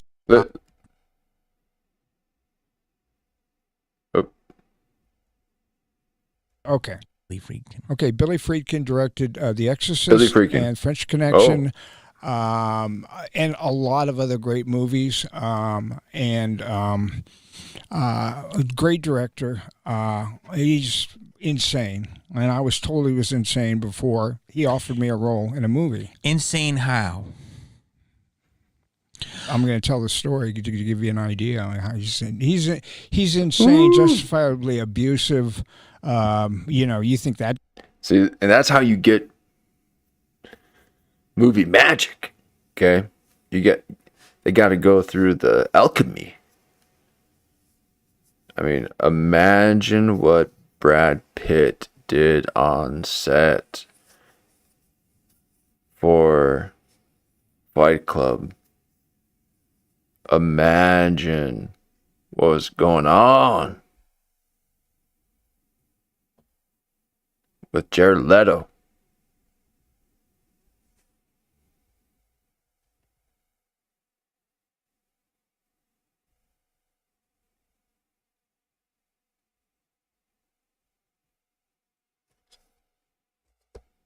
Guys, this guy is like totally a motherfucker to a lot of people on the fucking set, and if he owns you, he fucking will take you apart day in and day out. His crew, his cast, mentally, mentally, yeah, of course, okay. mentally, yeah. Do it again. Fuck that. Do it again. That's shit. That's TV acting. Because he wants a great product, or because he's abusive in your mind. Know. Okay, go ahead. People talk about Jim Cameron. Jim Cameron's a fucking puppy dog compared to that motherfucker. Wow. Just a fucking puppy dog. I mean, he's driven. He passed driven. Away. Yeah, he died. I don't like to speak about a year ago. I don't like to speak ill of the dead, so. But you can talk about I have already on my podcast. Okay, so go ahead. I'll just tell you the same story. And basically, he offered me a role. I read it. I liked it. My agent said, like, this guy's known for. I'm like, okay. Liked it. My agent said, he offered me a role. All right, now this ear goes back. Let's see what happens here. I read it. I liked it. You liked it, but why did your ear go back like it did when you were making the Psycho Eyes? Story, and basically, he offered me a role. I read it. I liked it. My agent said, like, this guy.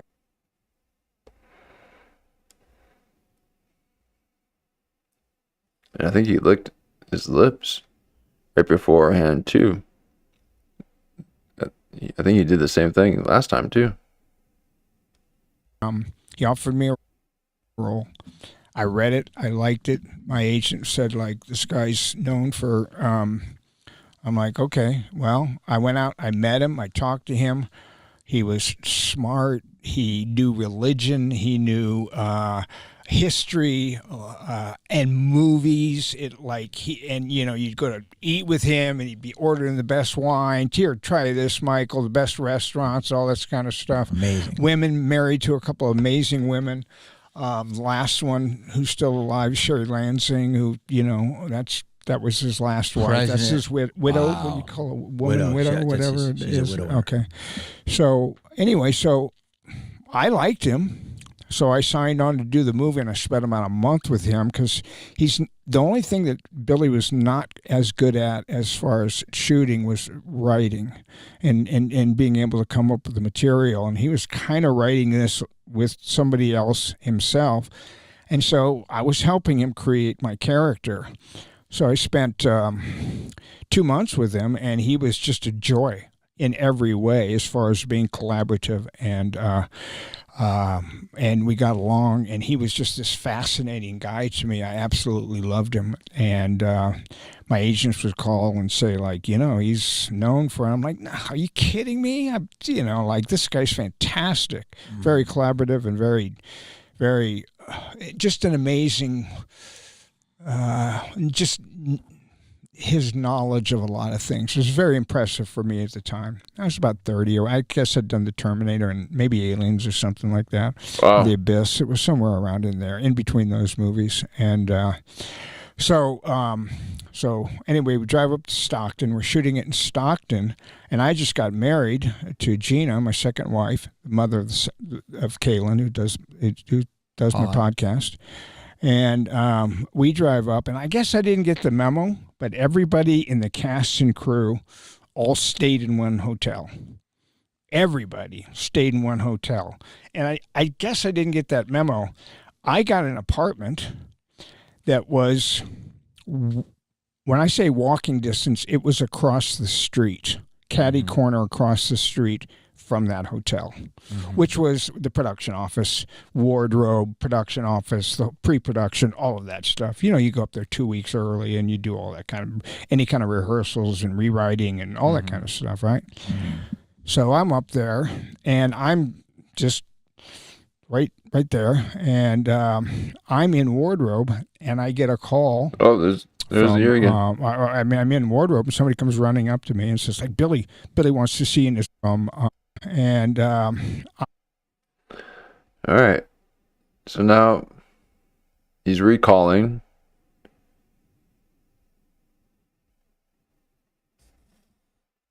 I'm in wardrobe, and I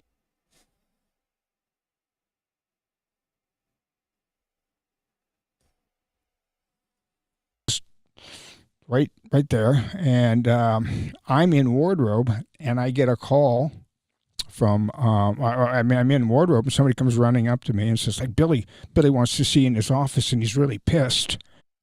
I'm in wardrobe, and I get a call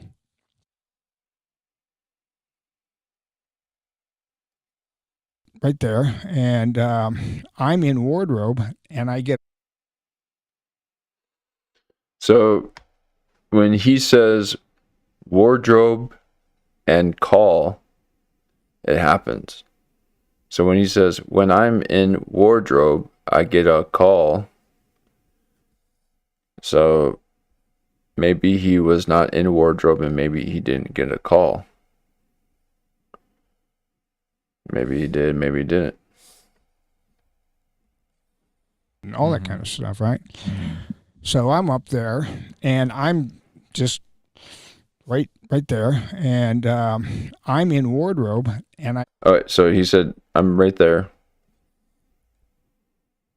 And all that kind of stuff, right? So I'm up there, and I'm. Okay, and he just licked his lips, and then he will move his ear. So this is the third time he's done this now. In this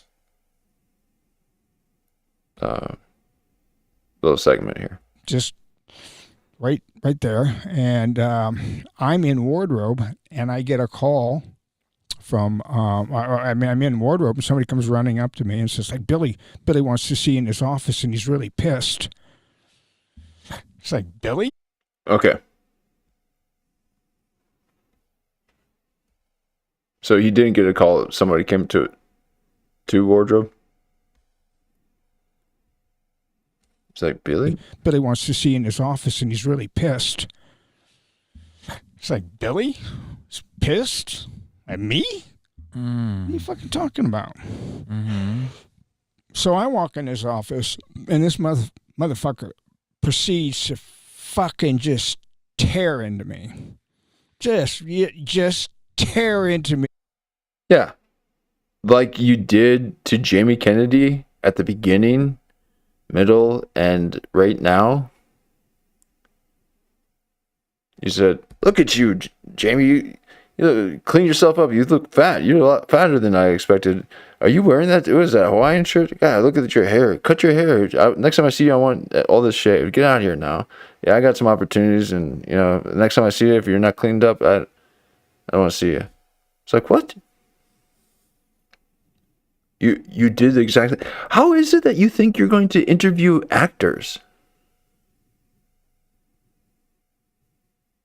How is it that you think you're going to interview directors?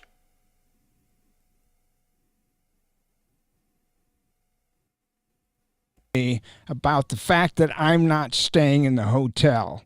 And then when he needs to get a hold of somebody, he needs to get a hold of them. He needs to know where they are. If they're going to be working for a movie that he's on, he needs to know where they are at all times. And this happened on The Exorcist, and that happened on The Exorcist. And oh, God. All right, this is...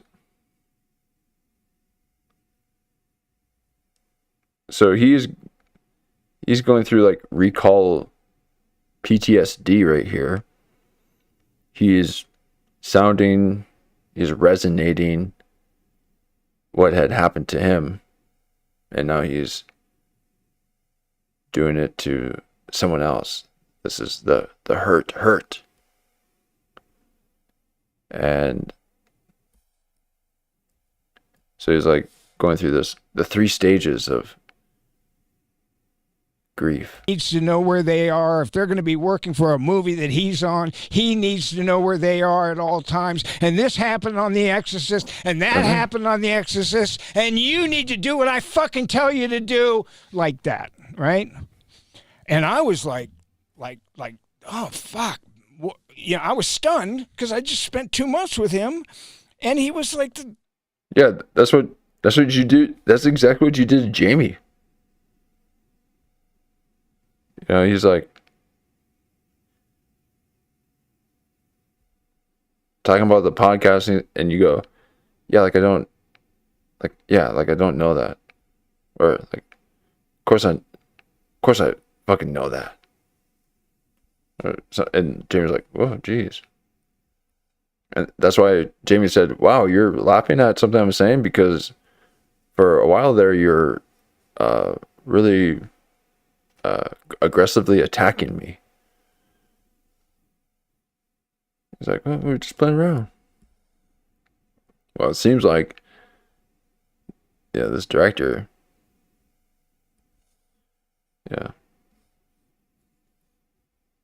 hurt his feelings. Like a father almost. Yeah, I mean, it was father? I was close, and your father figure?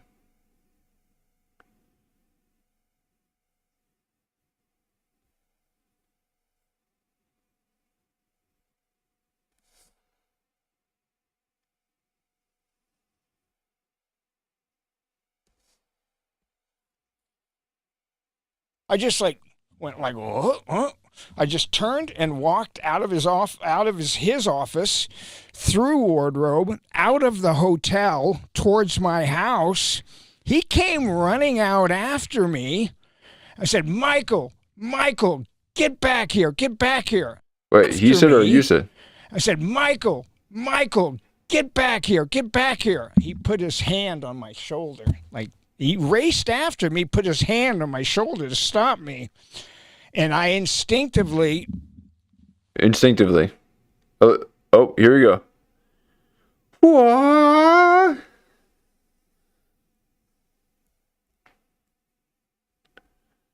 And I instinctively elbowed it. Okay. I hope to God that the person who had a dinner with you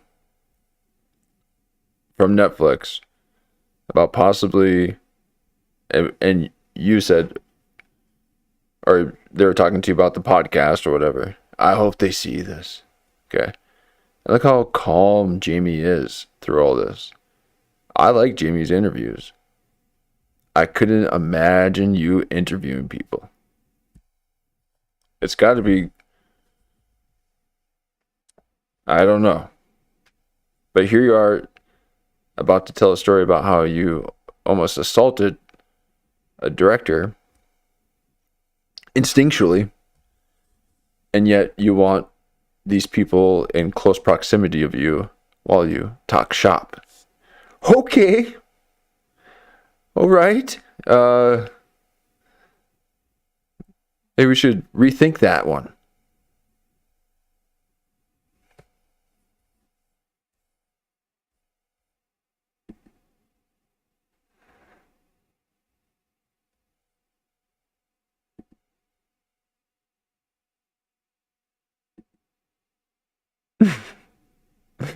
Oh man, I got an idea. Let's see if I can do it real quick.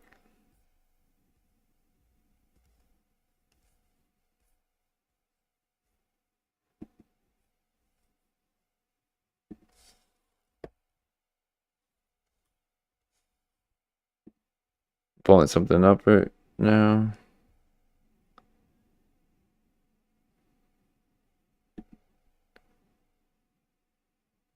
Okay.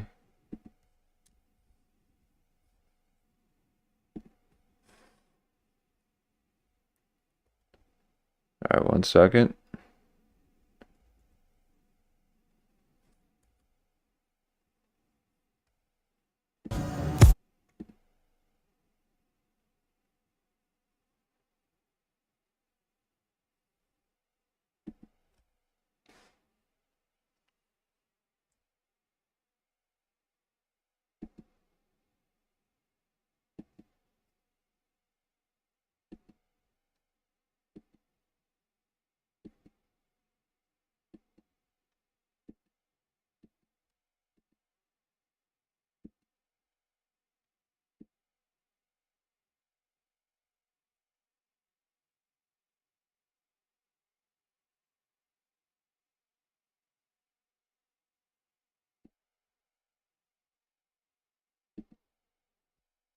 Look at that chat. Okay. Okay,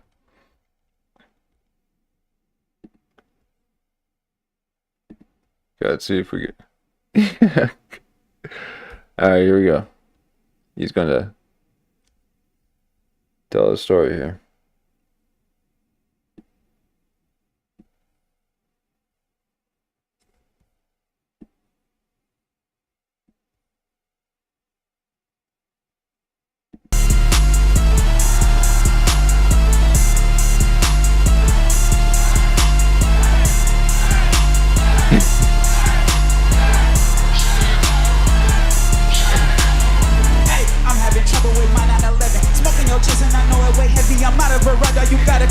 She always talking like she understand me. Fuck with the nerds on stage, I go Lenny. I don't have family, so I keep a palace. My nigga Dave bought so many watches. I went and got one, didn't even doubt. I know you niggas around me is humble. I beat the odds, so I'm more prima donna. Shawty your wife.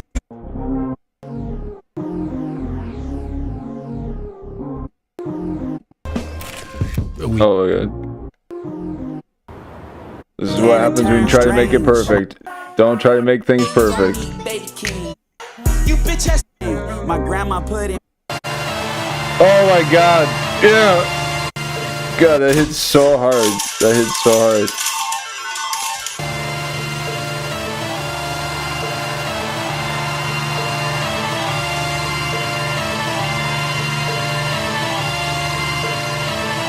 Here we go. Here we go.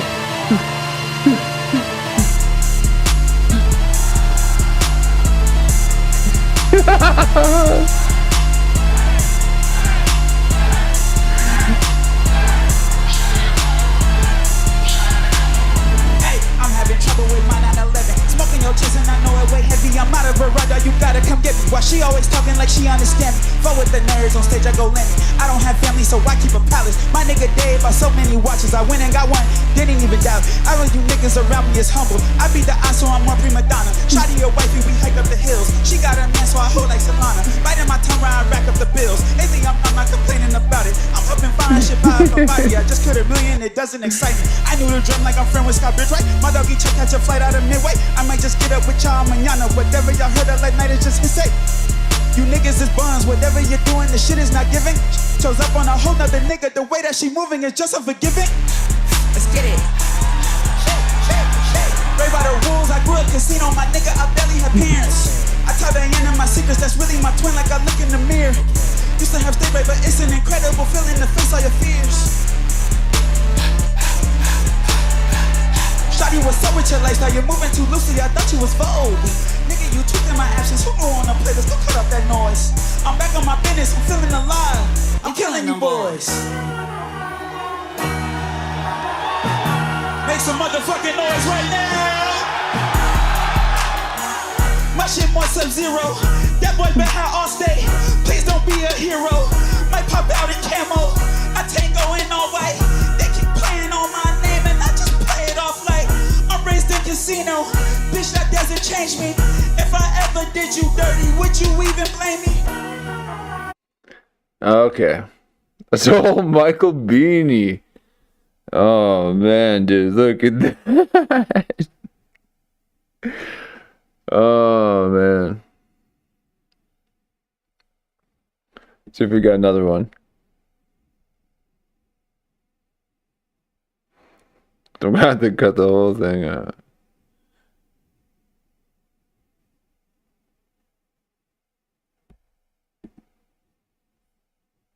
About to hit the fast lane. But my niggas swat. Oh man.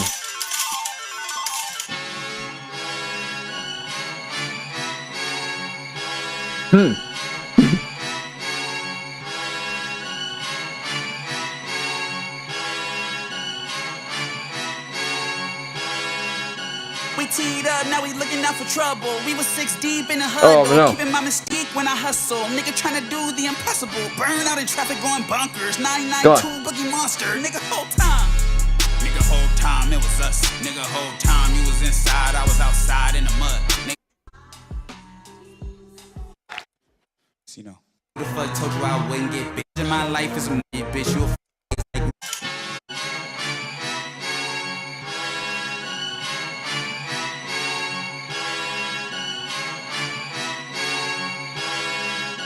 We teed up, now we looking out for trouble. We was 6 deep in the hood, though, keeping my mystique when I hustle. Nigga trying to do the impossible. Burn out in traffic going bunkers. 992 Boogie Monster. Nigga, whole time. Nigga, whole time. man, dang it. Nigga, whole time. You was Oh, let's try inside, one more I was time here. outside in the mud. Nigga, whole time. In traffic going bunkers, though, keeping my mystique.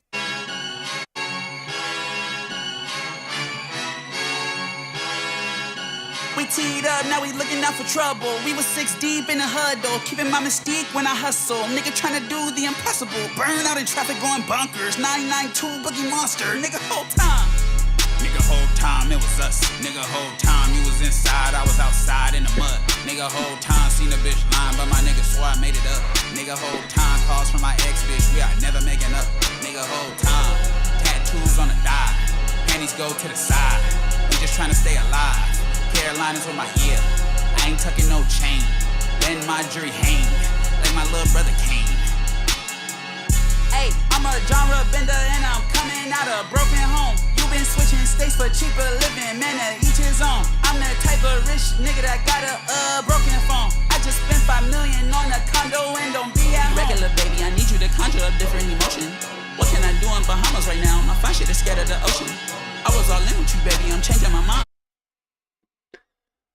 That's all, Michael Biehn. Thank you, Michael Biehn, for the cinematic experience. Okay, we need people like you for film. Okay, that's why film doesn't do well anymore, because everyone's so nice. Okay, nice doesn't show up well on film. That's for TV. Okay, we need mean for film. And keep the rom-coms to Netflix. Look how cinematic Michael Biehn is. Okay. 70, folks. He is 70.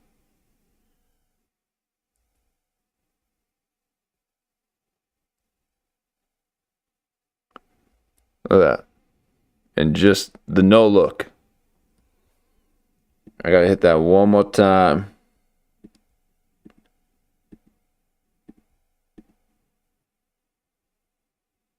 Like I'm friend with Scott Bitch, right? Oh man, that is so good. Like she understands.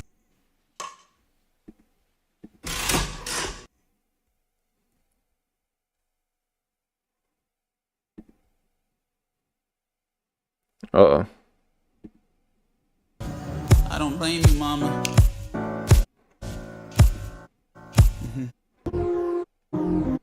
What's happening here?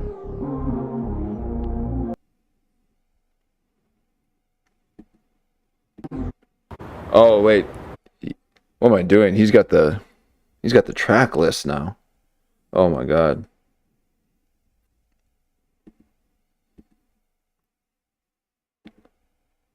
I bail, where can I vent? Oh man, that's so Buying good. cars I barely drive, wasting chips to scratch the it body. It's a mop for everybody. Hold on. Look at that, jeez.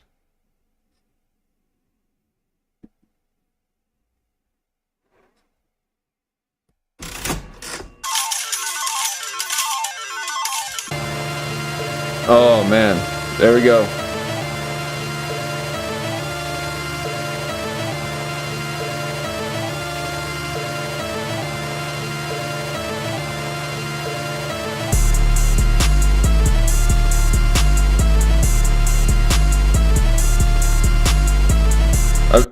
I missed it again.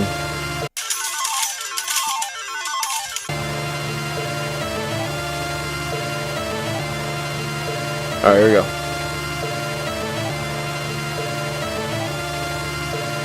Here we go. Come on, come on, come on, come on, come on,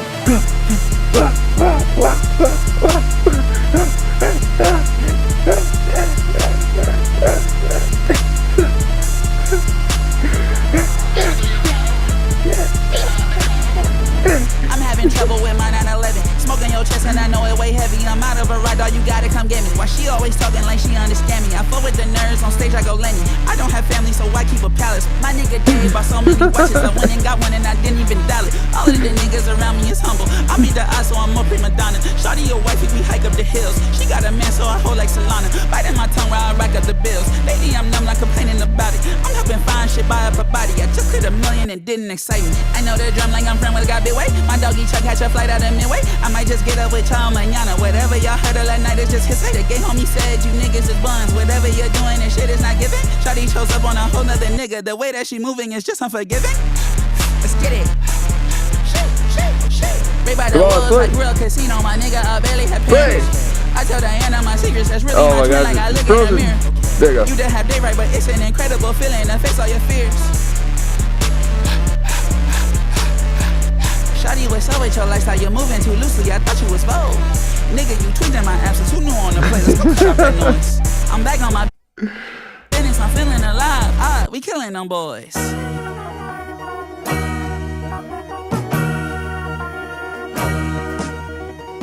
Yank that fucking chain off. My shit more Sub-Zero. That boy better have all stay.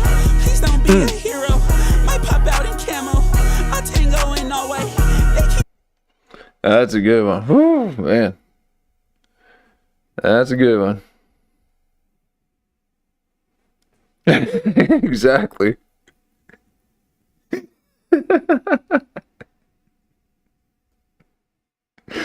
Oh man. There's just something about music and editing and all. I love that. I love chopping things up like that to music and I mean, music just, it makes everything. Okay. That's why I get so tired of these podcasts. It's flatlining everything. Everyone's sitting down, low energy, not moving around, not singing, not resonating, not dancing, not moving, just sitting, bitching, gossiping. You can't even speak on the profound, the divine when your spine isn't aligned.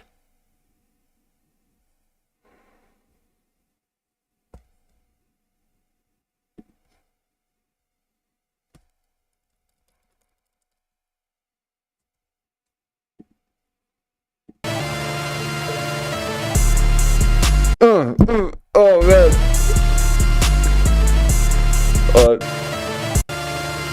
Oh my god, that's so good. Dang it. Oh, it's like... Alright, here we go. That...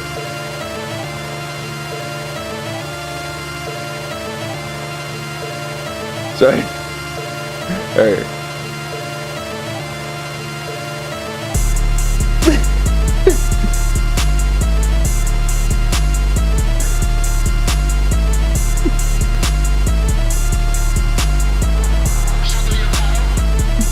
Oh my god. I'm having trouble with my 911. Smoking your chest and I know it weigh heavy. I'm out of a ride, dog, you gotta come get me. Why she always talking like she understand me? I fuck with the nerds, on stage I go Lenny. I don't have family, so why keep a palace? My nigga Dave bought so many watches. I went and got one and I didn't even know. Oh, it won't keep up. Around me is humble. I beat the odds, so I'm a prima donna. Shawty your wife, if we hype. It won't keep up. It starts lagging. Alright. Oh man. I'll figure out a way that I can do that a little bit more. But here we are, back to old boring reality. 1.0 speed.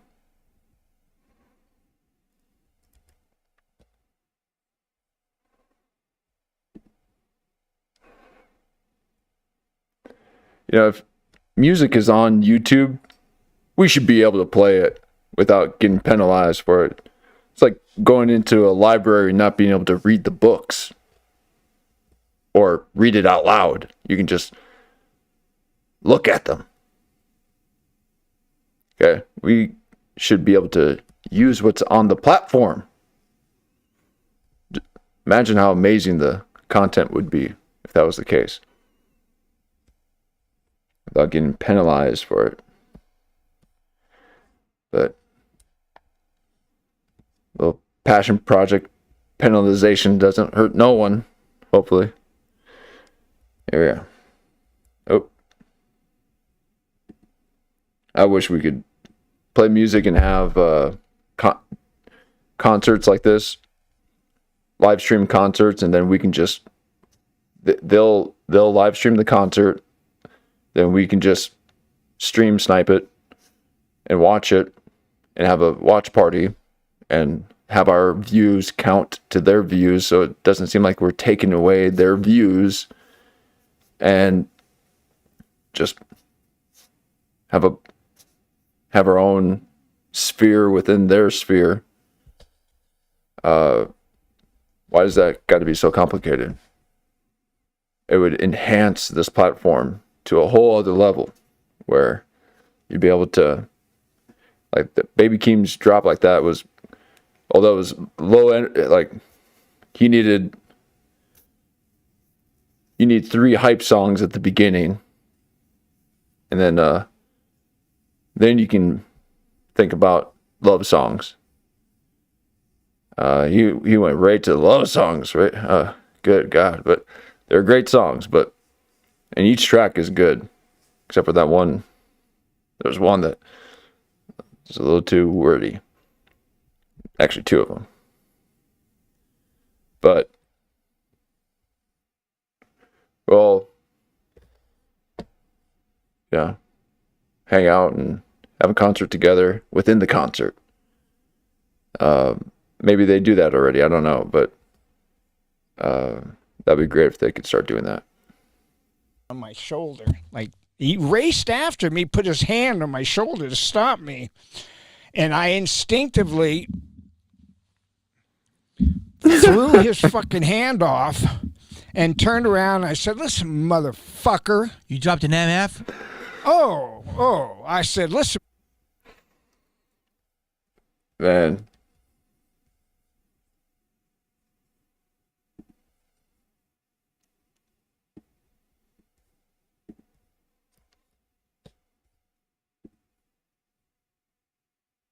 One second here. Oh my god.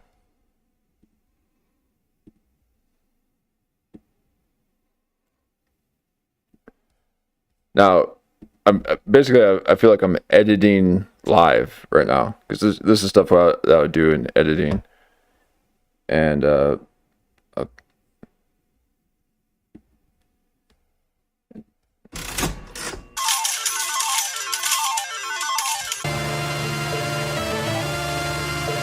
Listen, motherfucker. I said, listen, motherfucker. You think I need this fucking movie? Fuck you. Fuck you and fuck you more. Okay? I'm having trouble with my 911. Smoking your chest and I know it way heavy. I'm out of a ride, dog, you gotta come get me. Why she always talking like she understand me? I fuck with the nerds on stage, I go Lenny. I don't have family, so why keep a palace? My nigga Dave bought so many watches. I went and got one and I didn't even dial it. All of the niggas around me is humble. I beat the odds, so I'm more prima donna. Shawty your wifey, we hike up the hills. She got a man, so I hold like Solana. Biting my tongue while I rack up the bills. Lately I'm numb, not complaining about it. I'm helping find shit, buy up a body. I just cleared $1 million and didn't excite me. I know the drum like I'm from with got big way. My doggy Chuck catch a flight out of midway. all right, so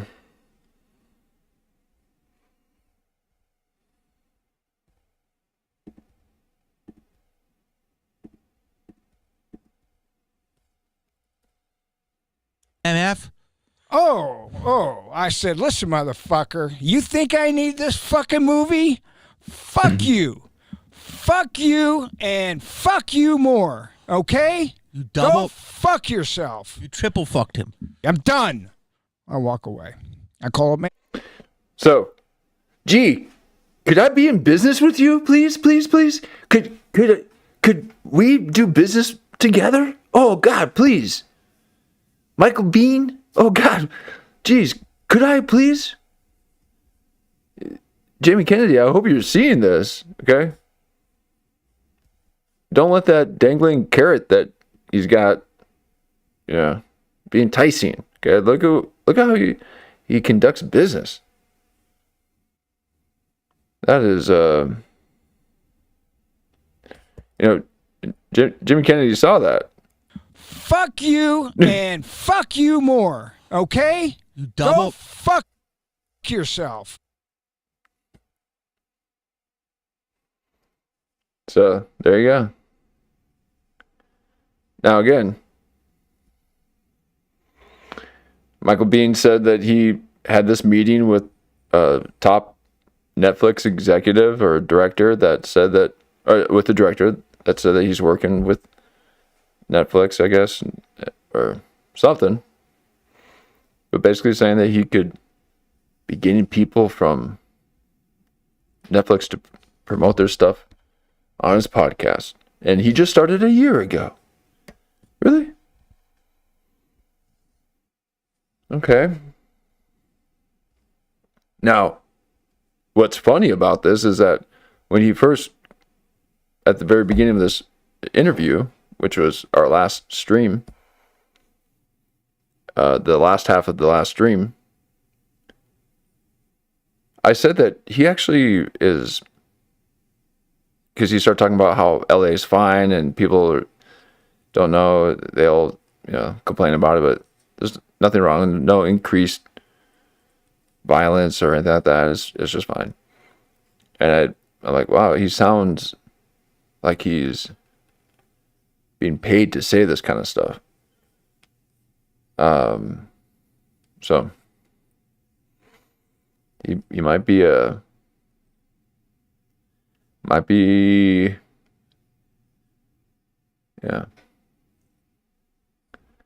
Well,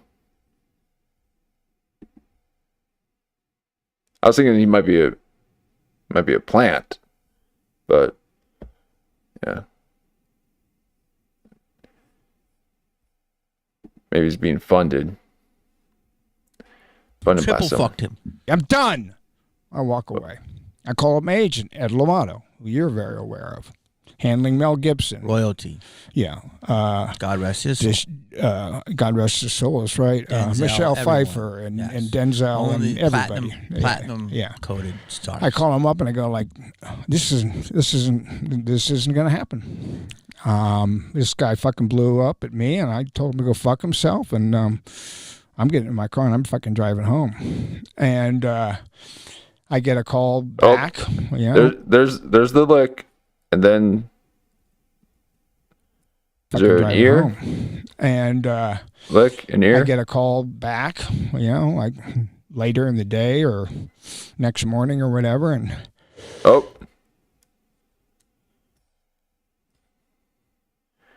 What an ogre.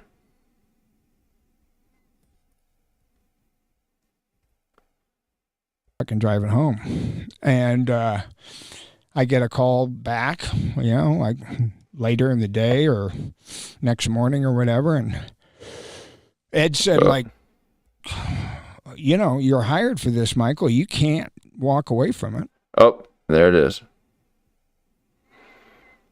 There's the ear. Take that back. Look at that.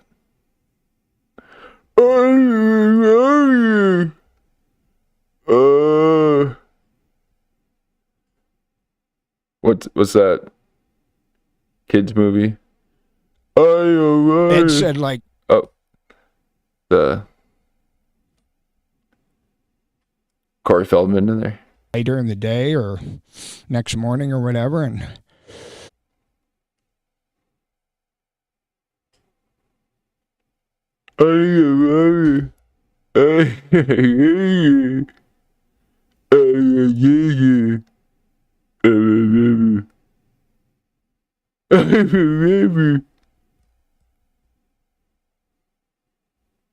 Hey, how about the next time I see you?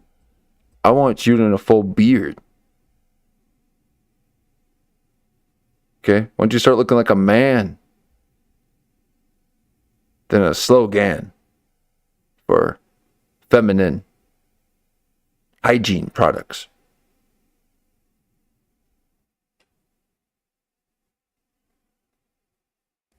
You douche.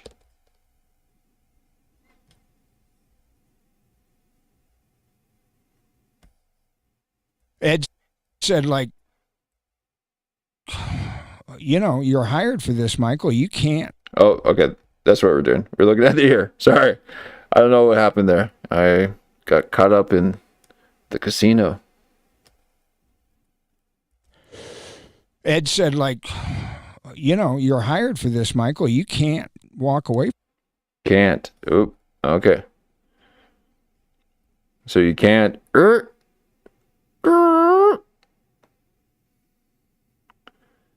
So he did. All right. Now remember, anytime that ear goes up, it is the opposite of what he's saying. So if somebody called, they actually walked in the door. If he was in the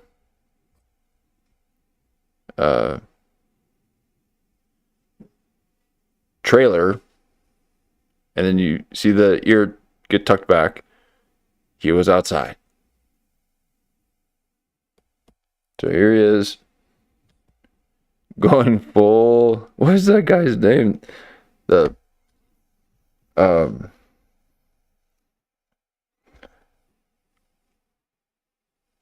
What's that Lost Boys movie? It's not Lost Boys, but the kids that find that ship and the treasure, and the guy that looks like this, like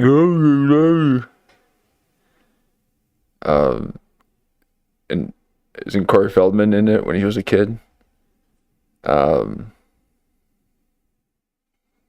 that really popular 80s movie with a lot of grabby adults with the kids. Ed said, like, you're hired for this, Michael. You can't walk away.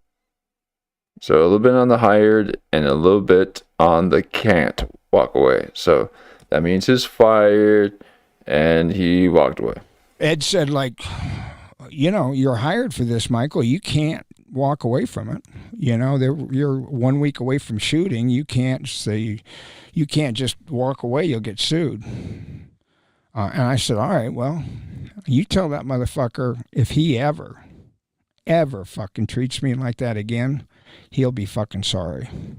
And so I proceeded to make the movie with him, and I always forget the name of it. It's like what, but I'll think of it in a moment. And he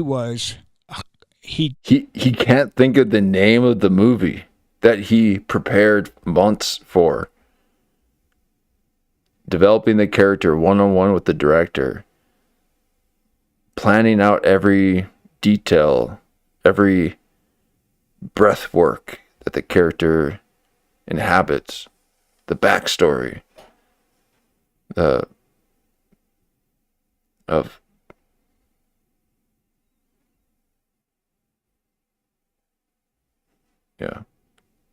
coming to America from Ireland, wanting to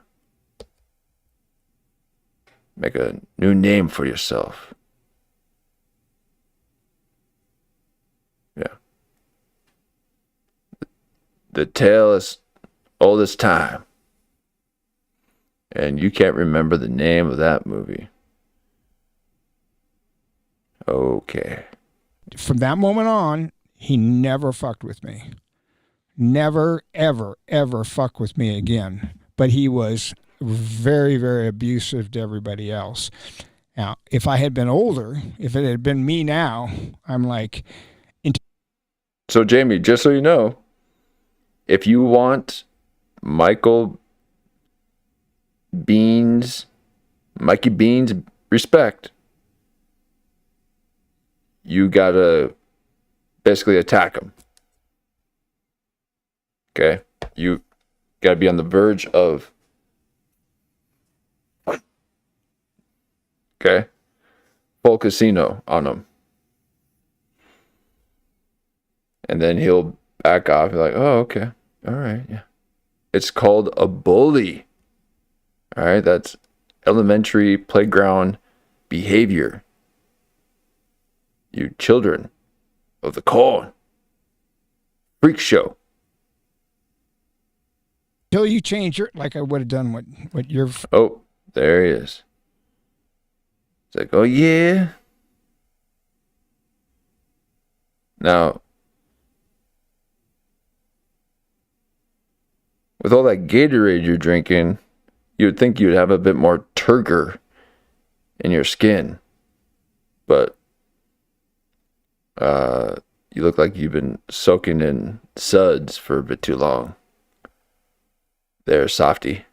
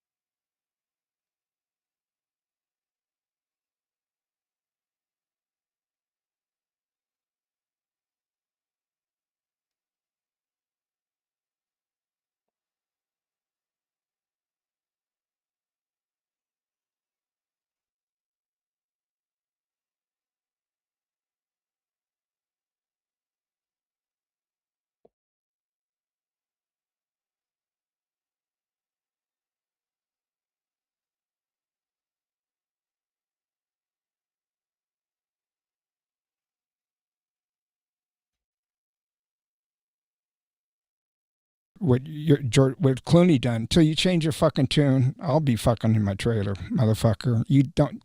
No reason to treat people like that. Mm-hmm. We're not fucking. This is. Mm-hmm. Yeah. Mm-hmm. So Jimmy Kennedy's like, so then why the hell you been treating me like that, huh? This whole time. I'm not saving fucking lives here. This No. isn't the war. This isn't like, you know. What was your first moment back with him when you went on the set one day? Did he apologize or he just was like quiet? No, he just treated me like treated Like me what? with respect. Oh, so, jeez. but he didn't. That took forever for you to say. So it makes me think that you didn't really, that didn't really happen. So, did it? No, Candace, can you take a look at this? Treated me like yeah, I mean, you know, you gotta, hey, what's that?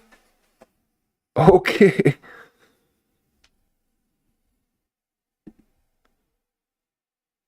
He, you know, like, what do they call those things? Human? Yeah, one of those things. Get over here. Shave for me.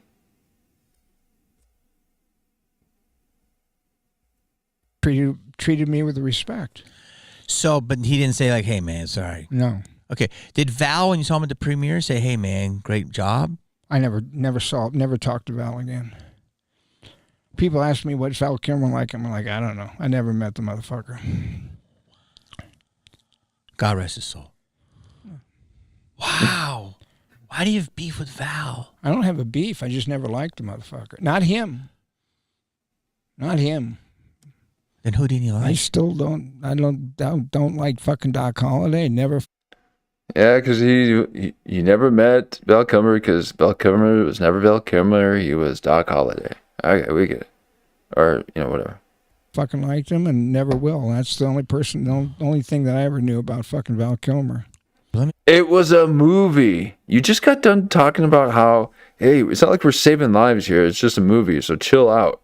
And look at you just going full method in your, little monotonous mythology and wanting to make everything so magnanimous.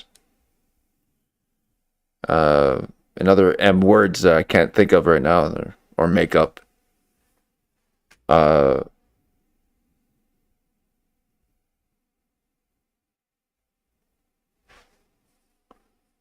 you're like taking this. I've never met Val Kilmer. I couldn't stand him. But I'm not talking about Val Kilmer. I'm talking about Doc Holliday. Because he was Doc Holliday and I was Johnny Ringo. Go back to William Friedkin. You did this movie.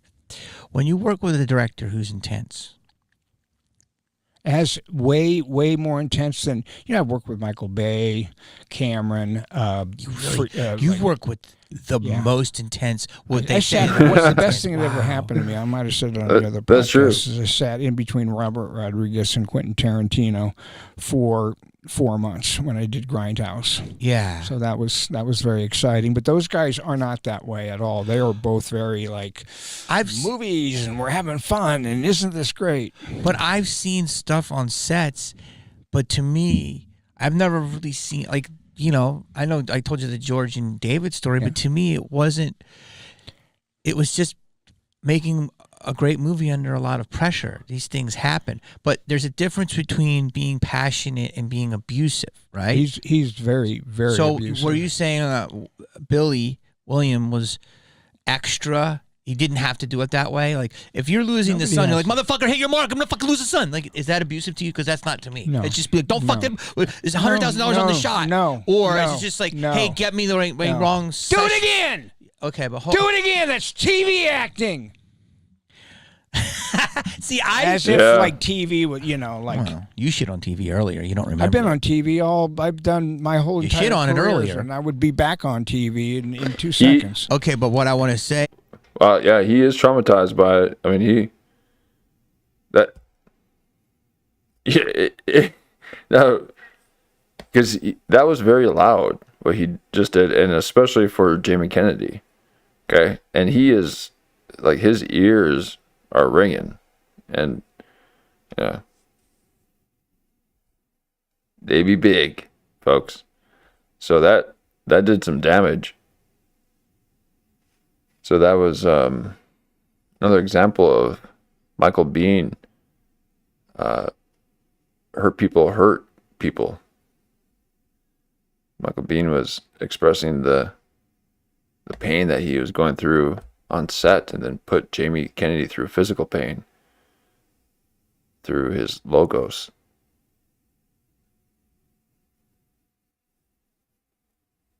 Is I understand that it's not the most loving approach there, but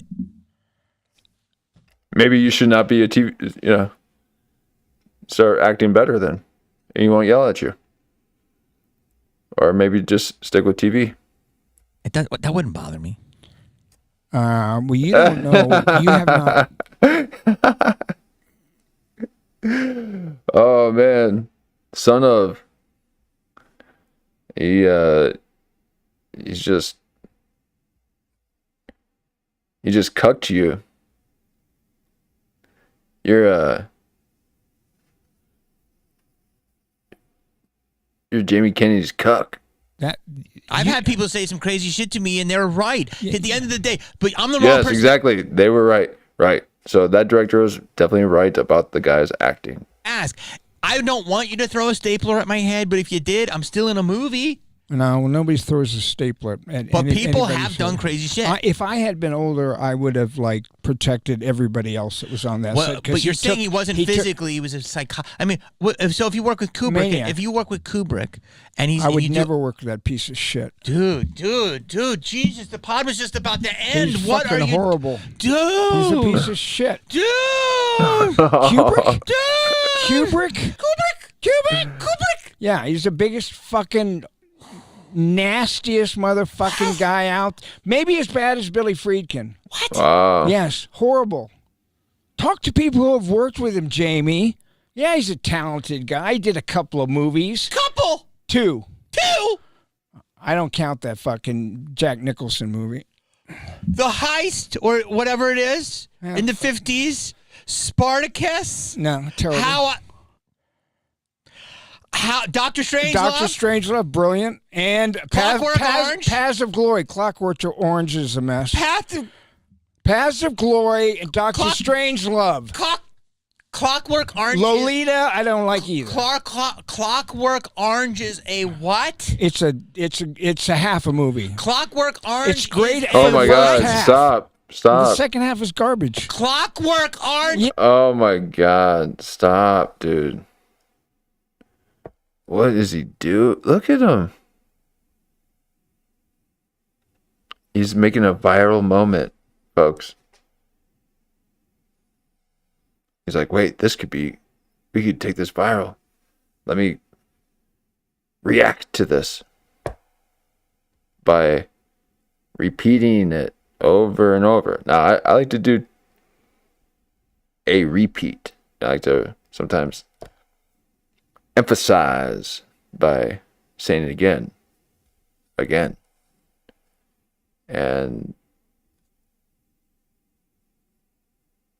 not the whole thing. Orange is a what? It's a half a movie. Clockwork Orange. It's great is for the first what? half, and the second half is garbage. Clockwork Orange is a what? See, it's like, okay. So now he's doing what Michael did to Jamie when he was telling the story of the director saying da da da and da da da and da da and da. And now Jamie Kennedy taking it, because the way that Michael did it, it was almost like directed to Jamie, and he took it. And affected him, and now he's going to, reverberate that to someone else. Piece of garbage. What? Yeah. Whoa. I'm not even a fucking cinnamon, and I know this is your.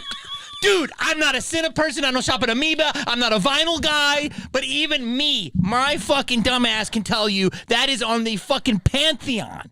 The pantheon of amazing movies. There's so many messages in Clockwork Orange. And what it is. What about Eyes Wide Shut? Horrible. Absolutely fucking horrible. And you know who walked off the fucking movie? Liberal logic. Harvey Keitel said, fuck you. Yeah.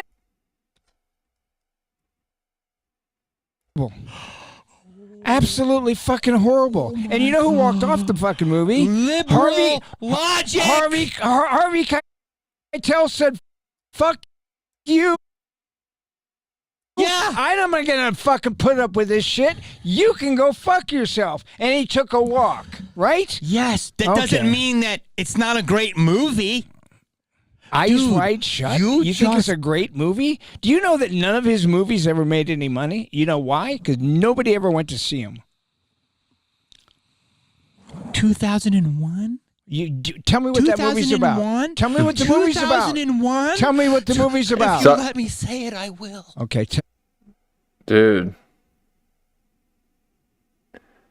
Wow. It's like, it's just back. They're sharing sharing the energy. He'll kind of freak out while he's like, dude, chill. And then he freaks out. And then he's like, dude, chill. Tell me. 2001? A Space Odyssey?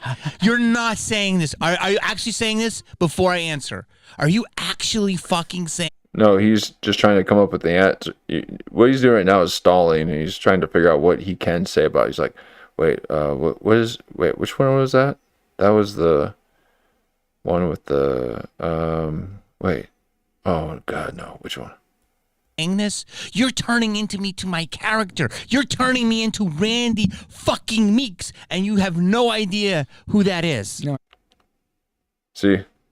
He's like, yes, I do know. Because you are my puppet. Now dance, bitch. Okay. Michael Biehn owns Jimmy Kennedy now. He's like, yes, I did turn you into this. I directed you. Someone directed me, and now I must direct you. I don't. I'm going to ask you one more time. Thanks, Jamie, for that. Man. A horrible human being. Horrible. Okay, that I don't know about. Let's go back. 2001. Yeah, how about you steam out these wrinkles in your drapes here, and quit breathing into the microphone. But you think you're going to be interviewing people too? Wait, how is it that people even sit next to you without getting the ick? You're saying is what? Any movie that you have to... 2001 is Oh, what? say it again. Say it again. Any movie... 2001 is what? Okay. Do it again. You said something derogatory. What did you say it was? What did I say? I don't know. I think you said it was a piece of shit. No, I don't know. I don't. But 2001... Listen, Jim Cameron, Spielberg, all these guys love him, okay? This is my opinion, okay? Let me explain to you. What's that movie about? 2001? Tell me what it's about. I will tell you. Any movie that you have... See, he doesn't know. He hasn't said anything about it. He's just repeating the title over and over, thinking that he's going to come up with something. He's not. Time your acid hitting... Like at a certain time, okay, take my acid 20 minutes before I go into the movie, so I start coming onto my acid at this point to fucking really experience. Here's your brain, and I love you. See what your brain is? Yeah. It's compacted and it's covered with what? Coconut shell, and I have to crack through it. He's a horrible man. Okay, I don't know anything about don't that. care. Let's just talk about the movie for a second. All right. Forget your All right, feelings about the guy. Explain to me what the movie's about. He Turning can't. 55 and I sit on my nuts more. He won't. So That doesn't happen to me, but you must Okay. have a long fucking no, listen. thing in between you. And there he is. Okay. So he's been pining for Jimmy Kennedy's little pine cone the whole time. And he's grooming him. He even said that he needs to be groomed. Like, you need to shave everything.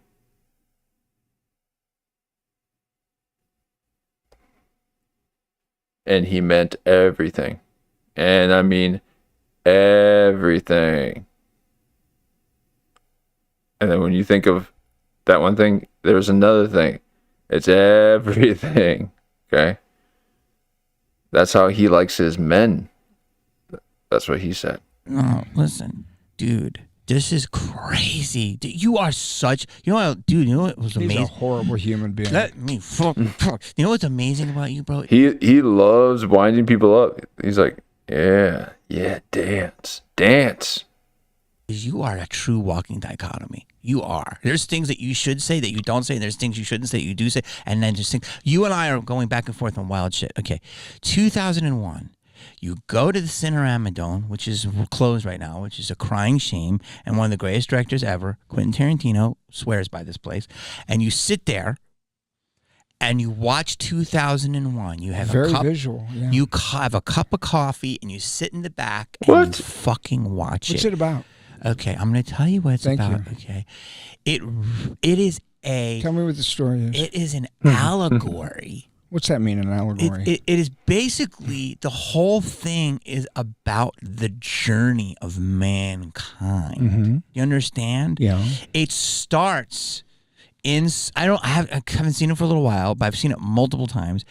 It starts about within space and kind of ends up back in space. The black cube, the apes, the ape bone that it's the beginning of man thinking, critical thought, and then what we are. It's a precursor to AI.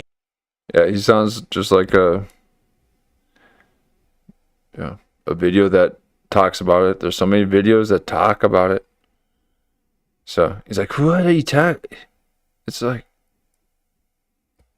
so he's just reciting secondhand content. It's part of the world of what's happening now. It starts from when we were fucking Cro-Magnon knuckle draggers to now being ruled by our AI overlords, and then going back and dying alone in a room and then turning into a baby and repeating. I mean, there's so many, the black cube, what that represents. There's so many messages in it, and it's so. The music is perfect. The visuals are perfect. The acting is perfect.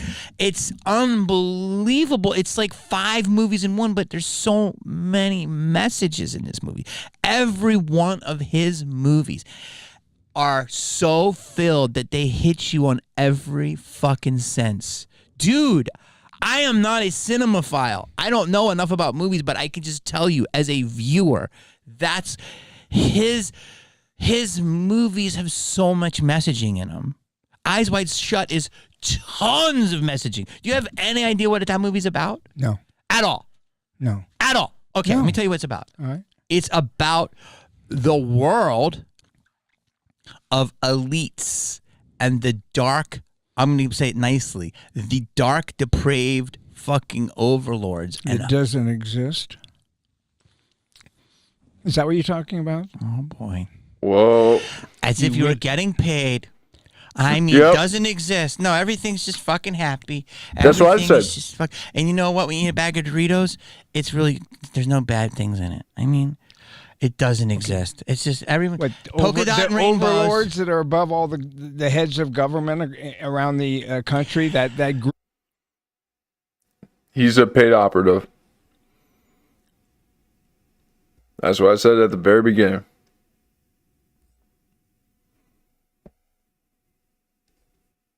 Everything he's been saying. Yeah, he's like, oh, well, at least fine. What are you talking about? No, let me guess. You're on the political side of James Woods. I know exactly who you are. Then, I get, yeah, yeah. It looks like a villain from and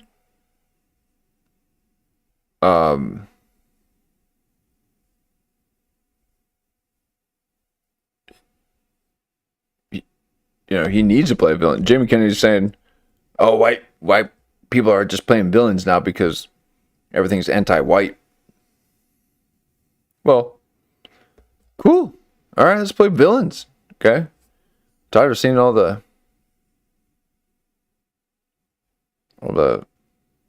princes. No, we're done with the villains too. It's like we gotta have a deep backstory for every villain so we can sympathize with them and create an anti-hero out of everything. There's a formula and it works. So, and then there's a few outsiders that break the mold, but we don't have to.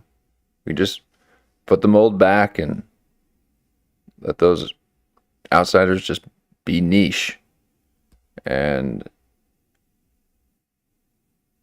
just make funny films again.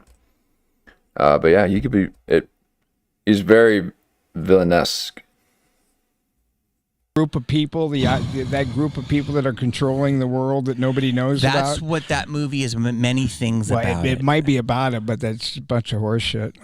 As far as I'm concerned, in my opinion, I'm entitled to my opinion, right? Without you fucking blowing a fucking gasket. What? Because you shit all over. Possibly, I don't know enough because I don't know enough about movies. Fucking horrible human being. What did he do that was so horrible? He treated people like garbage, like Billy Friedkin treated people. What did Kubrick do that was garbage? I do know that Shelley Duvall, I know that's had a terrible time. That's because they have a tiny bit of footage of him talking to her, and that's the only footage that you have on him, and you talk to people who have worked with him. Talk to people who did. Tell me one thing that you heard that they say is terrible. What? Tell me one thing. Listen, I was with Timmy Colseri. Who? Say it slow. Who? Timmy Colseri was originally cast to play the drill sergeant in Full Metal Jacket. Another movie. God, do you love that movie? Half of it's great. Oh my God. When Vince D'Onofrio blows away Lee Ermey, the rest of that movie fucking falls apart. It's fucking garbage. You don't agree with that? The second part of that movie? They're singing at the end with their fucking thumbs in their fucking mouth? Like, really? You really think the second half of that movie is worthy? It's not worthy. It's beyond worthy. Oh Lord! No, it's been a while since I've seen it. When they go over to Nam, when they go over to Da Nang, anything you want. Hey, listen, when it starts there, I give him Dr. Strangelove, when it and starts, I give him Paths of Glory. Anything you want. You're telling me that whole part, that fucking epic war that made you feel like you were right there with Matthew Modine. You're telling me that shit is not fucking good? No, it's fucking horrible. Dude, it's yeah, dude, right. and the only reason I can get this, if I was a normal guy acting like this, I could see you being annoyed with me. But there's guys that know movies more than me. But the fact that you actively activated Randy fucking Meeks, and you don't even know what that is, and I can. He's talking about some character that he played or something. You activated an old character I played. No one knows about it, okay? Jesus Christ, Jamie.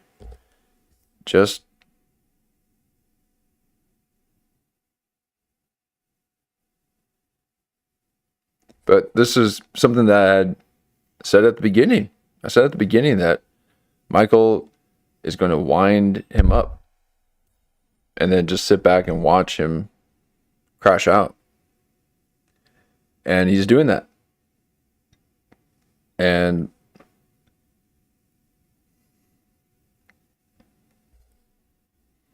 what a sight. What a sight to see. But what was it that he said that? I could see you being annoyed with me, but there's guys that know movies more than me. But the fact that you actively activated Randy fucking Meeks, and you don't even know what that is. And we didn't ask for the second time. Okay, you've already said that. So this is the second time you've mentioned that. We didn't care the first time. We didn't ask. Oh, okay. Who is he?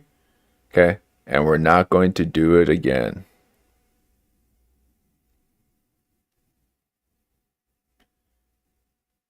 This is a perfect example of what's wrong with a lot of people today. He's upset that someone doesn't like something he knows. Yeah, nothing. Yeah, exactly. And all this is deflecting. You know, he's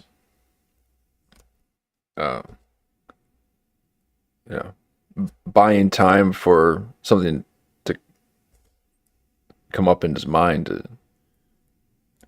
to have a statement for it. I can say this because I've been in a few classics myself, talking to a guy who's been in multiple classics, but talking about a Zeus. You could call him Zeus of Hollywood. Everyone who's a huge director looks up to this guy. Now, I don't know. But he's just giving like YouTube theory about it. What he did personally, but to tell me that Full Metal Jacket, which is fucking insane. Half a movie. Insane. Dude, I almost want to fucking take your parking pass away at the DGA. Like, I don't know if you can get parked there anymore. I don't think you're allowed to have a parking pass. Directors Guild? Yes. I'm not a director, so But I've so never what? had... So fucking what? Dude, Full Metal... Yeah, look at that. I even said he's directing Jamie. Okay? And Jamie just referred to him as a director. Oh, man. But guess what? He's not a director. He's playing you. Okay? Dance, puppet. Okay? You're going to try to be all viral so you can get some of his secondhand interviews. Jacket, I have to watch it. I want to watch this movie with you. I want to live stream it with you. Watch the second half of it. That's fucking like a whole new movie. Nobody went to see it. Nobody cares. Oh my God, this is insane. I know, I got a whole new fucking... Ended Matthew Modine's career. Oh, it did. Matthew Modine never fucking recovered from that fucking movie. Please tell me you love Apocalypse Now. I do. Dude. That's not the same director. You know that, right? Of course it's fucking Coppola. This is why I don't like sports. People get like, oh my God, Florida. Other people's like, oh, New York. Like, what? And what did you do in it? Oh, you're just watching it? You're not a player? You don't even invest in the team? Really? Oh God. You're a fan? Oh. Watch out for fans. Yeah. They're fanatic. Dude. Full Metal Jacket is, of all the war movies that came out in the 80s, that's the one. No, it's not. Yes, it is. Charlie Sheen is in Platoon the one. is insane. Platoon Full Metal is... Jacket works. Full Metal... Nobody gives a fuck about Full Metal Jacket. It's fucking horrible. Horrible fucking... You're doing this on purpose for clicks. You're doing this for clicks. For your clicks. No, your clicks? No, that's what I'm saying that Jamie was doing for himself. That he's trying to go viral. That's what I said about you, Jamie. Are you watching me right now? Watching you? And then you're editing it?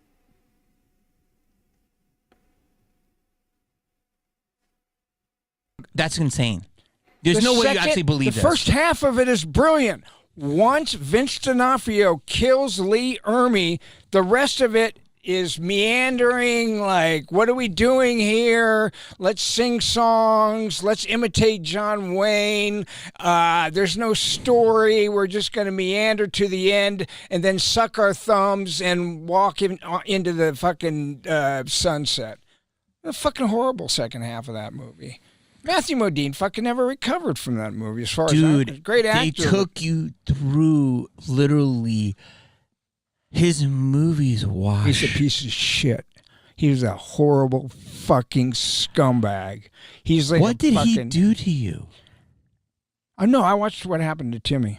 I was with Timmy the entire time, the way that he treated on Timmy. What movie was your Full friend Metal on? Jacket. They were shooting Full Metal Jacket at the same time they were shooting Alien. And so did he not, did he end up, was your friend in the movie? He ended up playing the door gunner. How do you kill women and children? Easy. Did he end up, was your friend in the movie? All right, so he's scratching the spots on the brain that give him the most problems. And that's why he's looking like this. Because, like, oh, wait, that memory back there. I want to keep it back there. Entire time, the way that he treated on Timmy. What movie was your Full friend Metal on? Jacket. They were shooting Full Metal Jacket at the same time they were shooting Alien. And so did he not, did he end up, was your friend in the He movie? ended up playing the door gunner. How do you kill women and children? Easy. You just don't lead them so much. Yes. Get some. Okay. He ended up playing that role. Okay. That's a What super quotable line from what that he movie. went through. So he had a terrible experience. I was there with him when Stanley Kubrick, who didn't have the balls to fire him himself, had his lackey come out and fucking hand him a note that said he was fired. Then Lee Ermey got into a car accident. They hired him back, and then they fired him again. And then they, Wait, what? Then Lee Ermey got into a car accident. They hired him back, and then they fired him again. And then they, But all these people are in the movie and they made a mark. He got in a car accident? Jeez. Does Timmy not like him? Timmy is the only good thing about the second half of that movie. How do you kill women and children? Quote me a line from the second half of that movie other than how do you kill women and children? Easy. You don't lead them so much. You see that? That's pure Alabama black snake. What? Pure Alabama black snake. What does that mean? Exactly. Who's the guy that said that? That's in the second half of the movie. Oh, okay. The black guy, Dorian Harewood. Yeah, ask Dorian Harewood. Ask Dorian Harewood. But ask him how he was treated on that movie. There's a ton you know of what quotes. happened to Dorian Harewood? Quit talking over him, Jimmy. Okay, well, here's what happened to him, all right? Quiet. Wait, they are all getting paid scale because they were working for the great fucking Stanley Kubrick, correct? They're all getting paid scale. Dorian Harewood, after a year, said, you know what? I'm getting offered this. I'm getting offered that. Yeah. I was supposed to be here for fucking 6 months. I've been here for a year. You only get paid scale. You don't even get your quote. I bet you didn't even get a ride or. By the way, it took him 2 years to fucking make. I've been here for 6 months. Greatness takes time. Tell that to Jim Cameron, who made the Terminator in fucking 11 weeks. Okay? Yeah, after he wrote Spielberg. Aliens. Nobody takes two years to make a movie. Well, he also Titanic took a while. Find out how Dorian. How do you pronounce his last name? Dorian Harewood. Ask him what he thinks of Stanley Kubrick. I don't know if he's still alive. If he is, yes, he's alive. Okay. He was like an opera singer. Okay. He wanted off that movie, Keith. And so Keith David. What? That might be Keith David. No, Keith David was not. Let him finish the story, Jamie. Keith David was maybe in Platoon. Different black guy. Listen. So your friend had a horrible experience, and so that's why you don't like Kubrick. I watched the way that he treated my friend. He wasn't my friend then. I just had met him, and I watched this guy spend 2 years getting to. I've had him on my podcast before. Watch the podcast. I'll ask him. I would love to ask him these questions. It's insane. I don't know anything personally, but I know he's got that Kubrick, syndrome. What do you call that? Like German syndrome. Stockholm. Yeah. Who your friend does? Yeah. So your friend loves him? He doesn't hate him as much as I do. Oh my God! Yeah, he wants Jamie to be that for him. He doesn't hate him as much as Oh I my do. God! See, it's like my daddy. Do you think that you have Look at that. I don't feel that way about. KBS? I Do feel you that think way you have about him. and- KBS? What? Do I have what? Do I have what? KDS? What is that? Kubrick Derangement Syndrome? Yes. That I would say I have that. Yes. Do you think you have KDS? Yeah. VKS? UTS? Who's that? Val Derangement Syndrome? Val? No, I like Val. Val. I never met Val. I don't know. I never met Val. I cannot believe What? I gotta have on. Yeah, get Dorian. Get Dorian Oh on. no, the girl who's the girl that played the hooker in Get your hands off the Eyes microphone. Wide Shut. I gotta have her on. Ice White Shut. God, I'm forgetting her name. She's It's the only awesome. way to watch that fucking movie. With your eyes wide shut. I got the joke, but I can't believe you just said that. That movie is 25 years ahead of its time. No, it's not. Just like Yeah. Okay, everyone knows that it was heavily edited, and yeah, he died shortly after, exposing the elite. And Tom Cruise just there, like, what happened? Oh shucks. the other movie. And that's why nobody went 2001's to see ahead. it. Nobody ever went to see any of his movies. Because they don't have taste and they don't have the capacity you do? to understand. Like you do? Dude, I'm not even saying I have taste. I'm just saying these movies worked on multiple levels. If I could smell them, I would. It hit probably 4 of the 5 senses, dude. His movies are. You haven't even mentioned The Shining yet. You don't It even, was insane. This Shining is fucking insane. it looks good. Don't you think Jack's a little over the top in that? But I loved it. And he's quoted. It's one of the most quoted things ever. Here's Johnny. Yeah, it's quoted. Do you think Kubrick wrote that? Or do you think that Jack Nicholson Probably Jack did probably so did. many fucking takes? Yeah, probably got did it. so fucking tired Do I of believe it. he was- He stuck his head in Yeah. there and said, "Here's Johnny." And guess what we got? A quotable moment through the history of time that people have been quoting for millennia. That's what it worked. It worked, bro. Red rum, red rum, red rum. Okay.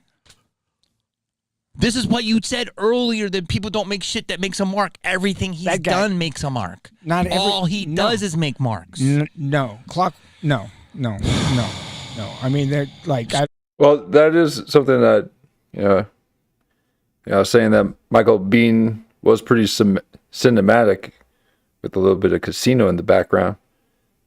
Slow down. And, maybe anger looks good on film. Yeah. Maybe that's why all these films are shooting and killing and, doing all this stuff, because it's cinematic. It's heightened reality.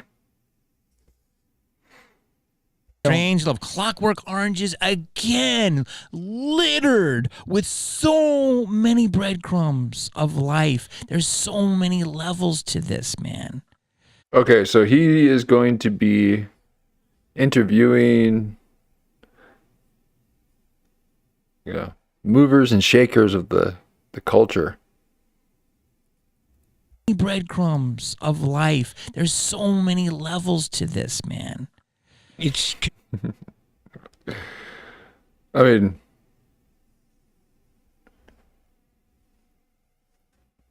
Theo Vaughn interviewed Trump, so confusing. Because When you're you have looking to at go- it with your fucking brain and you're going, A plus B is. I am kind of that Yeah, way. and I will that's admit. not, bro, and, You- and that's a which- I will problem. admit, You would I done- will you admit did that better than I I am could. I like a beginning and a middle and an end, and I like to be able to understand what I'm watching. Because and I will you're- admit that there are Okay, a lot great. of movies. Because you're thinking with your fucking one part of your brain, Okay. and these movies don't require thinking; they require sitting and letting it happen to you and wash over you. Okay. he's this is just Instagram's talk. He's seen the Instagram videos of Stanley Kubrick. Oh man. So, and he's like, well, I've experienced it firsthand. I know people that are involved. You can think what you want, but yeah, it's all that whole thing's been created. The aura around Stanley Kubrick is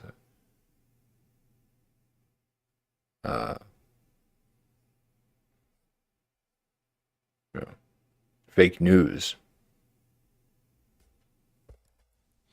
But it's so fascinating that you, with amazing movies under your belt and all the actual legendary auteurs you work with. And I don't say that about Scorsese. I don't say that about Coppola. I don't say that about. Congrats. Okay. So, but you said it about him, and all those guys would probably agree with me. Oh, they might. No, they will. Okay. Because I'm sending the clips. Yeah, well, they didn't have to work for him. And you didn't have to work for him. No, and I wish I did. And if he called me every name in the book, I would say yes and. Okay. Because you're in. He's like, okay. You're willing to suck somebody's cock. No, there's no cock sucking. I won't do that.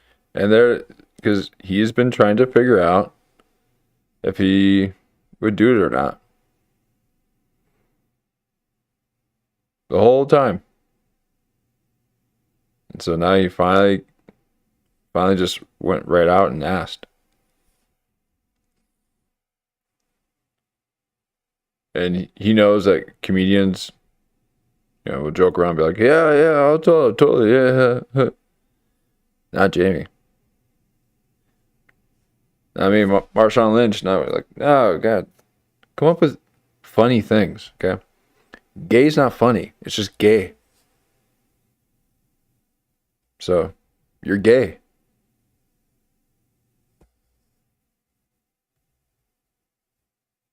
Like, I don't, my analogies that I use, I'm like,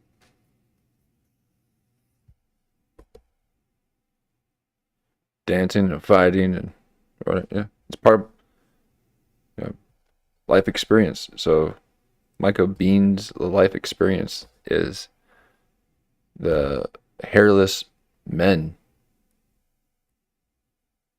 And he's trying to groom Jamie Kennedy. He's making sexual innuendos. He's getting him trying to convince him to change his appearance, shave his head, go full MK Ultra, and be completely hairless, and basically then submit to Michael Bihn's authority.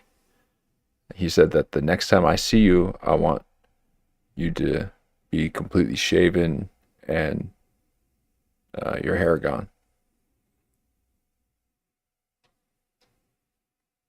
And again, this was right after Michael Biehn told the story about how he met with an executive or director that could give him a lot of actors that could promote their movies, or directors too. But as you can see, the way that Michael works with these directors,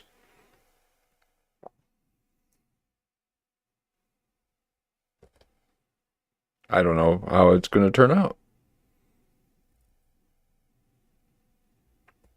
You're willing to suck somebody's cock? No, there's no cock sucking. I won't do that. But if he wants to break a board over my back, so fucking be it. As long as I don't get hurt. All right. Well, if you're gonna let somebody, he didn't even do that. He was just a mental tyrant. He's a mental tyrant. All right.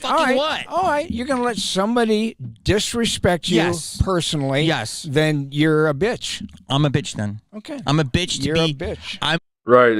And sucking someone's cock is what?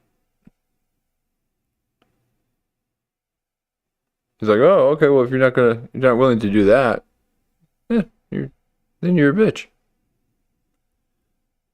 Okay. I'm willing to put my ego under it if I would have an amazing part in that movie and the way he worked. Because Full Metal he's Jacket? Yes. If he, let's just say You would be a bitch for Full Metal Jacket?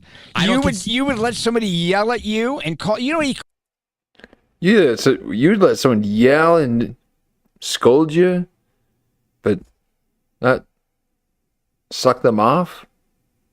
Oh, you're weak. called fucking Matthew Modine a cunt. So what? Cunt.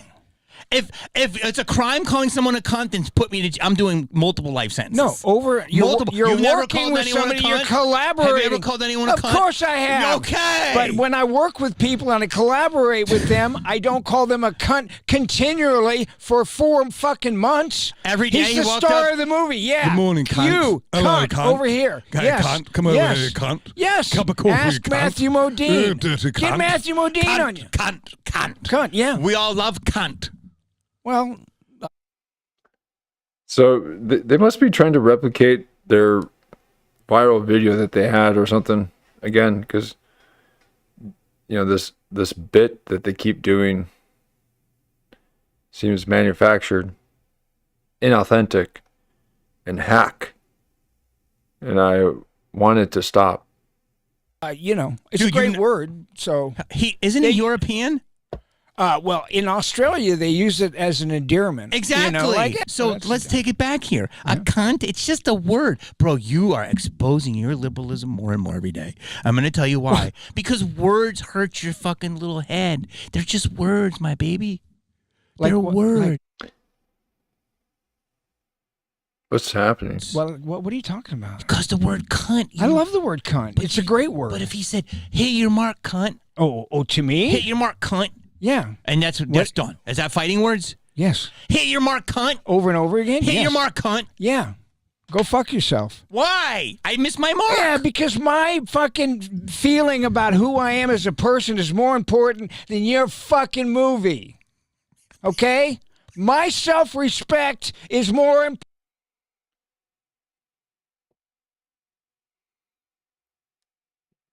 Maybe your ego.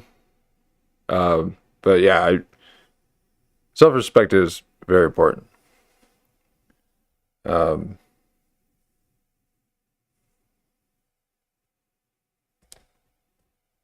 sometimes we can get in our own way. Ain't that right? Georgie boy.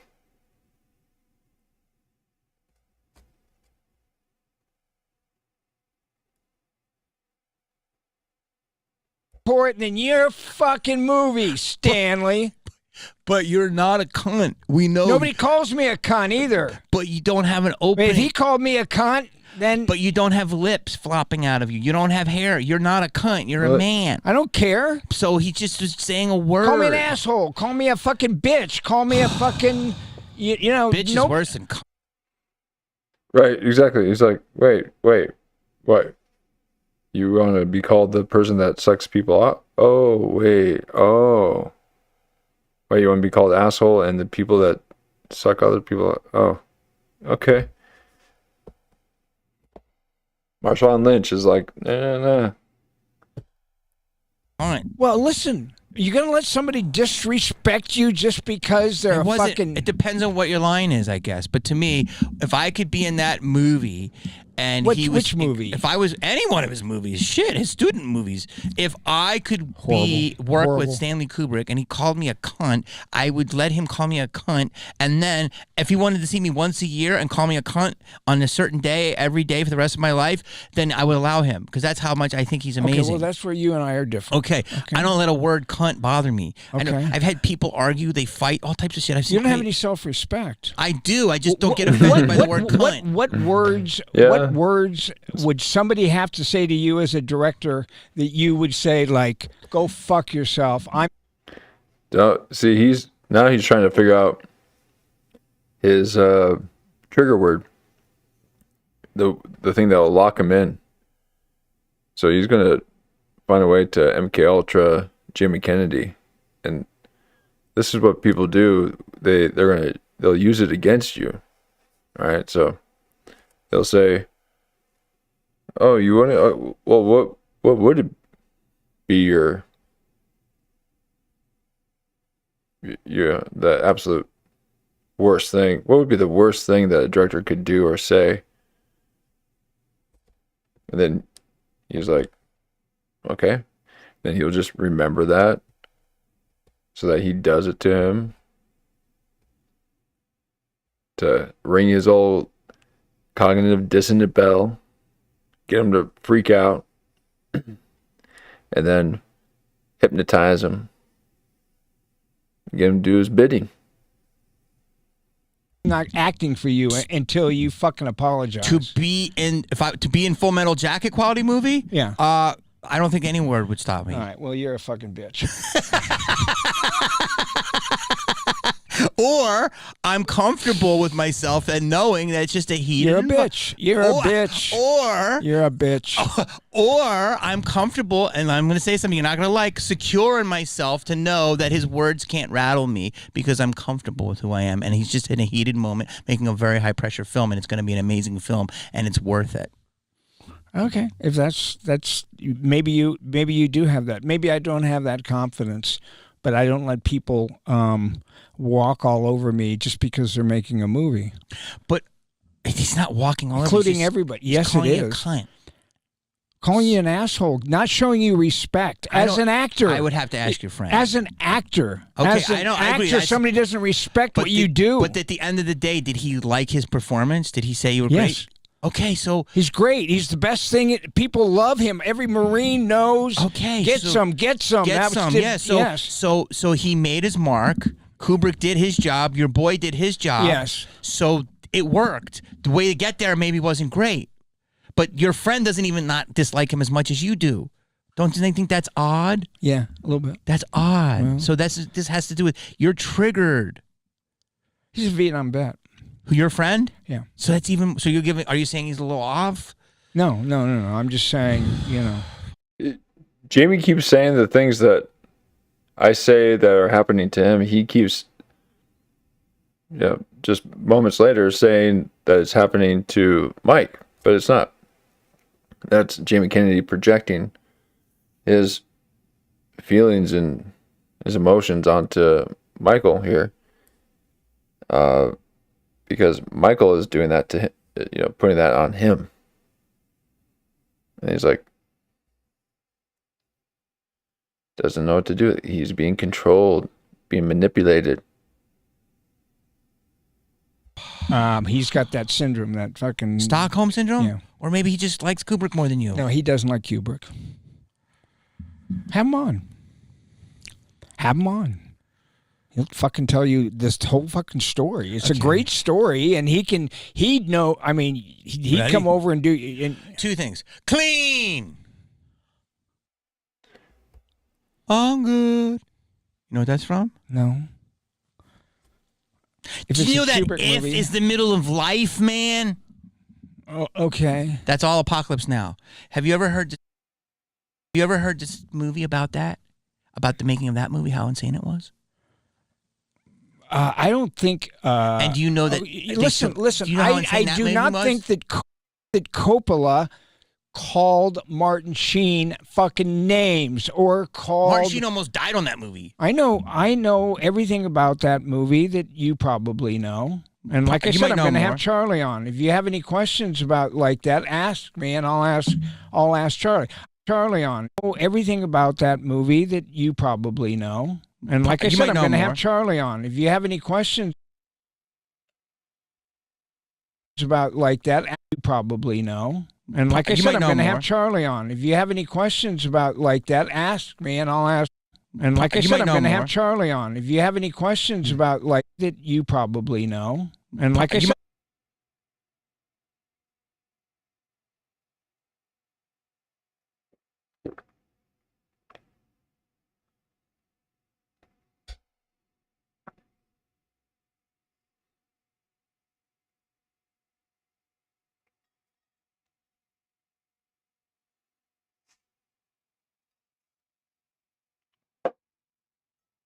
I'm know going to more. have Charlie on. If you have any questions about like that, ask me, and I'll ask Charlie. I think Apocalypse Now is the second best Vietnam. See, now he just clarified.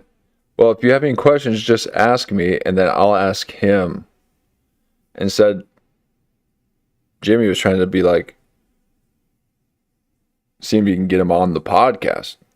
But he's saying, just ask me, and I'll figure it. So he has Jimmy Kennedy in his clutches.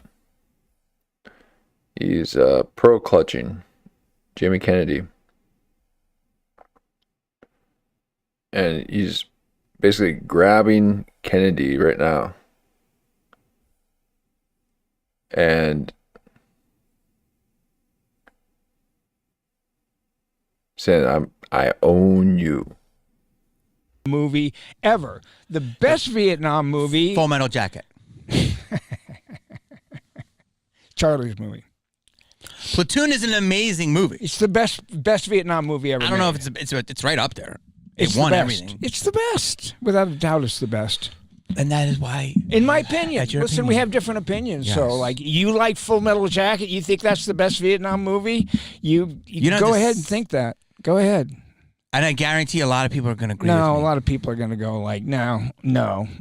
Platoon is the best Vietnam movie ever made. Now, Charlie will tell you it was Apocalypse Now because his dad was in Apocalypse there. Now also probably is. Yeah. Apocalypse Now. You think you can put that fucking piece of garbage that Kubrick made in the same sentence as those two movies? Not just the same sentence. I might put it a sentence higher, and it's hard to do because they're both brilliantly brilliant. They're all brilliant.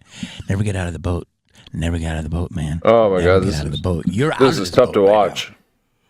Dude. I can quote all the movies.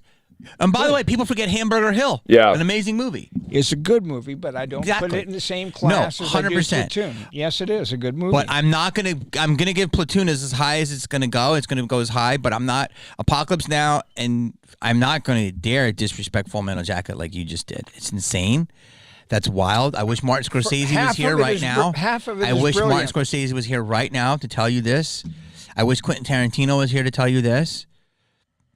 I can't believe it. I think something happened personally with you. No, I that never met the Kubrick man. I never met peed the man. In your fucking Cheerios. I never met the man. Well, he did something to your friend, and that has clouded your vision. And the question is, if you think he's a monster, can you separate the man from the art? I don't care. If you're a monster, you're a monster. And with you know you're a what? piece of shit. I don't, don't be a monster. Is everything okay? I know my balls got tight. Holy cow, man. You're fucking, how old are you? I fucking, because you got me so mad, I adjusted. How old? And then you were fucking coming at me. He doesn't even know who Randy Meeks is, guys. And you fucking came at me, so then my underwear hiked up my nut. What does his age have anything to do with it?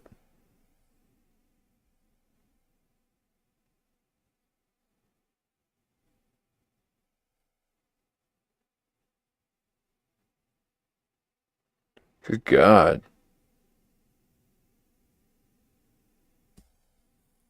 Coming at me. He doesn't even know who Randy Meeks is, guys. And you fucking came at me, so then my underwear hiked up my nuts. No and one then split does. my nuts down the middle. You probably would shave that area.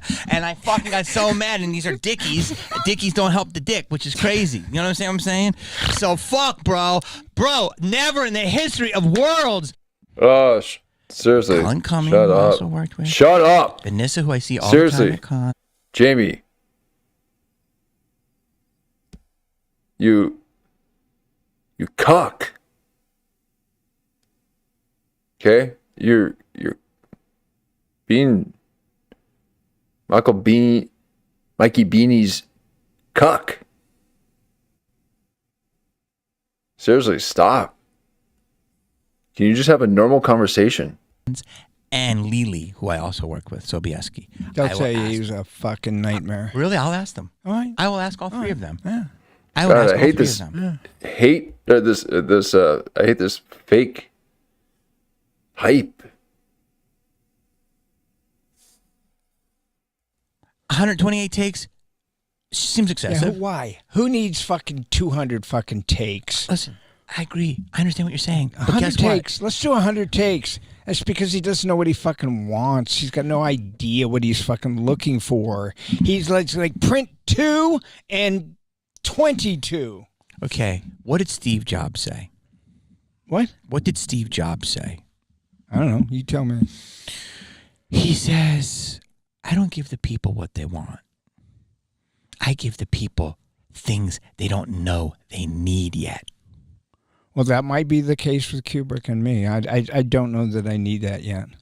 But I take the man and the art differently. And everybody. No, you said he's a piece of shit. Him personally. Yes, which you should have never said if we're just talking about his art. No, his art I don't appreciate as much as other people do, okay? Everybody has an opinion about fucking movies. Some people like some movies better than other movies. I don't appreciate his movies, and I think that he was a horrible human being because I watched the way that he treated a Vietnam veteran who was giving everything he had to make Stanley Kubrick happy, and I watched the way that he treated this man, and it was disgusting and dishonorable. And okay, I and can't. It sounds exactly how you would treat Jamie if Jamie was trying to get a favor out of you.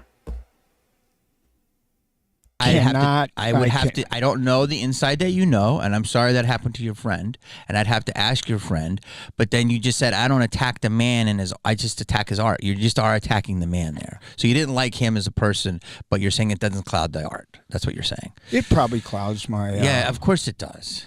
Can you still watch The Cosby Show? Yeah, I never really watched it when it was Can you on. watch Miramax movies? Of course. So there's a Quinn's monster. movies. Did you ever watch Yes. The Crying Game? Absolutely, we can. They were really good, okay?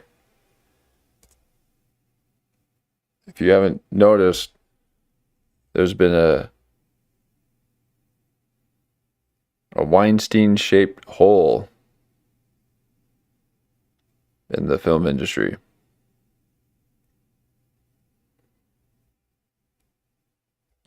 Yeah, Did you like it? yeah. Okay, what was made by a monster? But yes, the abuse was nuts. Okay. So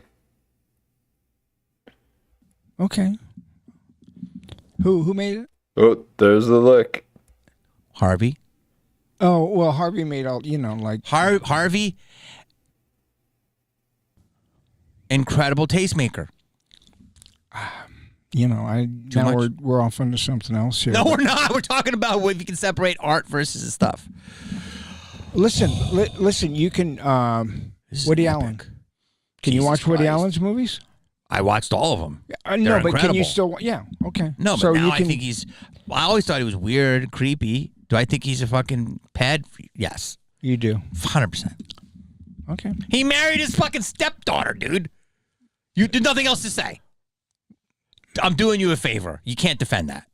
I'm not defending that he married His stepdaughter. Talk about grooming. It's everything that it is. Oh, grooming. Okay.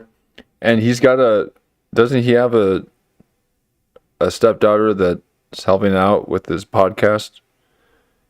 He said it's the daughter of his second wife. Because Jamie Kennedy was kind of asking about her a little bit. And he's like, yeah, that's, Jennifer or whoever. She's my second wife's daughter. And I said this whole time that he's grooming Jamie Kennedy.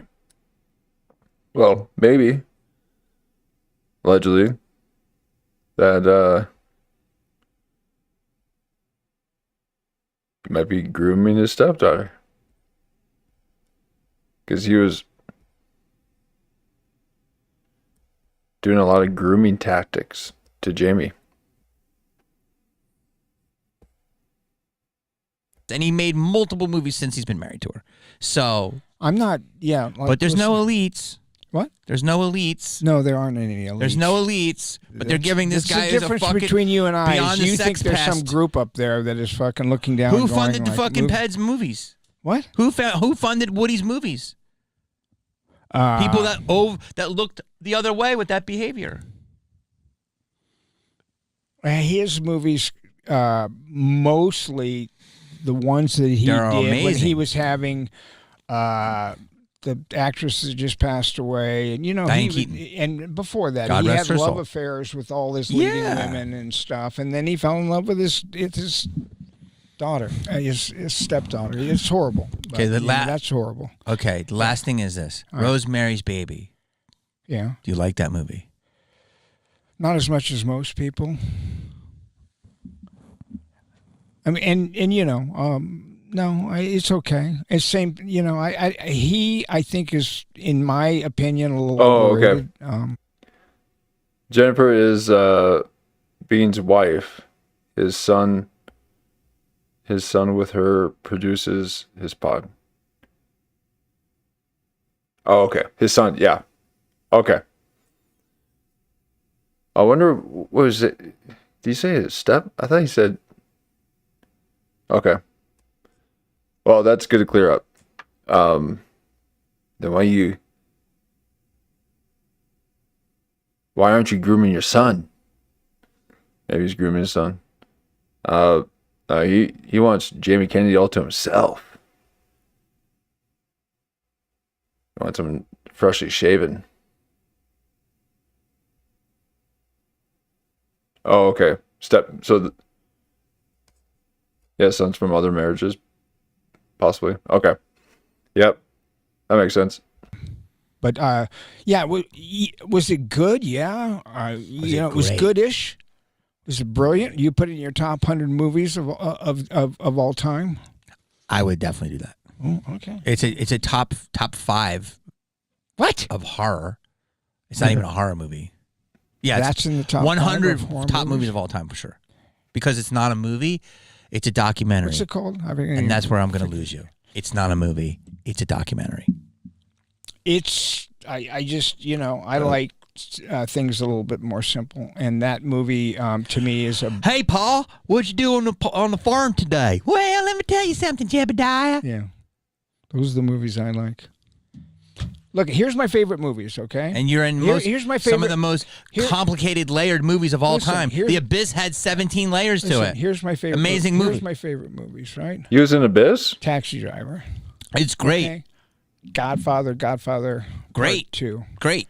One Flew Over the Cuckoo's Great. Nest. These are all classic. You're picking the super classics. Okay, so super classics. Okay, so that's the. I look at De Niro, Pacino. This Hoffman. is this. This is this. This is this. Well, This is this. Is it Henry? This is this. This is this.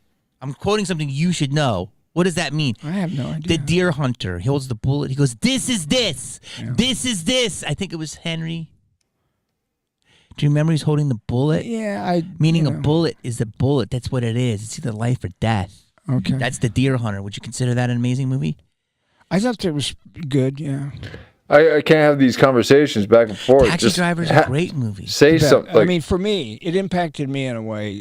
For Jamie, sure. that had speaking an of effect anything on of me at substance. that time in my life that was like, I've never seen anything like this before. The music, Jodie Foster, Harvey Keitel, the cinematography. It's just incredible, brilliant. but you Just never brilliant. seen cinematography like that. There was a movie that came out before called 2001. I couldn't understand it. Okay, you explained it to me. Okay, so thank you music for explaining incredible. it to me. Isn't the music classical music? Incredible. And you know why he uses classical music This is brilliant. over and over and over again? Brilliant Doesn't monster. cost any money. Brilliant. Also brilliant. Well, whatever. Also brilliant. Really? Is that true? Because I would love to have some music playing in the background. I need some. Sometimes seems like even the royalty free stuff you still get hit for. I like to get because I'm wondering if you can have like even ambient noise in the background without getting copyright strike, or at least a copyright hit on it. We'll see. He's a cheap motherfucker too. On top of everything else, Bro, your they take. paid, all those guys went over there for 2 years and got paid scale. They're over there for 2 years. You're in 2001. I would have did that shit for free, but I'm a bitch. And by the way, what year did he make that movie? I don't know, 2001 came and went, and we still didn't fucking have AI. So at least Cameron was able to call it in Terminator when he said, Kyle Reese says to Linda Hamilton, to Sarah Connor, this is going to happen and that's going to happen. She says, no, that can't happen. He says, no, not for. Quit not breathing for the about microphone, 40 years. Jamie. God, you're doing a show. It's not your living room. In the movie, Although it might be. he says that 40 years later, here we are, and now we got AI. At least Cameron was able to fucking call that. Kubrick called it 2001, so he was a little off, right? So he was off, but maybe he was planting the seed for James. Listen, I don't like the man, and I find his movies to be a mess, except for two. And I've already said those two over and over and over again. And, you know, and the rest of it, like, if you are going to sit here and try to defend the second half of Full Metal Jacket, then Okay, they're just repeating and repeating and repeating. They've been repeating this for probably the past. They've been on this Stanley Kubrick thing for 20 minutes. More, probably a half hour. Maybe 20 minutes. But there you have it. There you have it. I can't. We got a couple more minutes left. We'll just finish it off. Well, this is what the world's about: is having different opinions about movies, right? I like this movie. You like that movie. You like this sports team. I like that sports team. Right, and then we can talk about it. But Jamie wants just to repeat the title of the film over and over and over again without actually saying anything of substance. Okay, he just wants to react and like, what? Oh, yeah. So you can get that little viral moment, and that 30-second little clip can get you some hits. Okay, it's sickening. Okay, it's disingenuous, inauthentic, trivial, if that's even a word. If it's not, it needs to be, and it should refer to what Jamie's doing.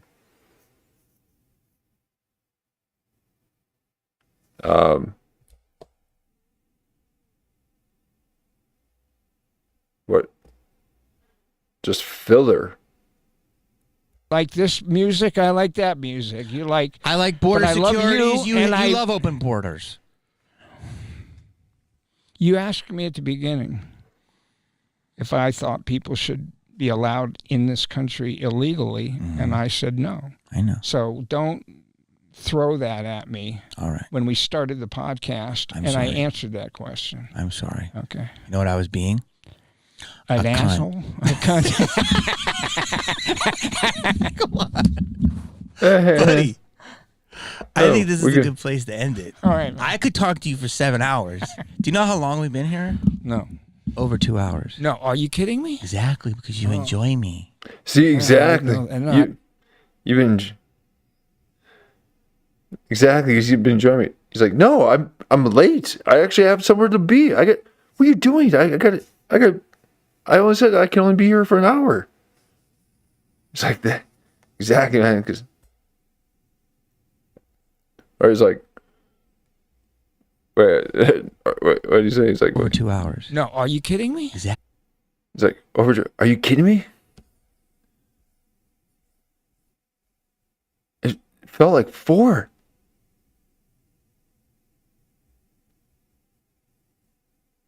Exactly, because you enjoy me. I didn't know. No, I would have thought like an hour and 20. Dude, I could keep going. Listen. Do you want to talk? Okay. Well, there we have it. Jamie Kennedy somehow he's got to figure out a way whether he's going to fold and simp out for be a big ol'. Let me put a yeah. This is my cuck reaction. Oh my god, he's a cuck. All right.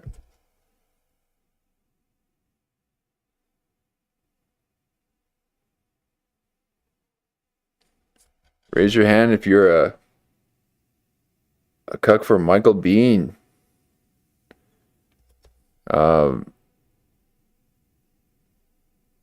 He is going to shave everything from Michael Biehn. How sad.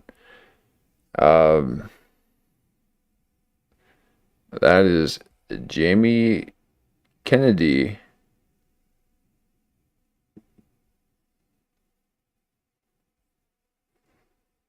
And we got a lot more. Okay, we've got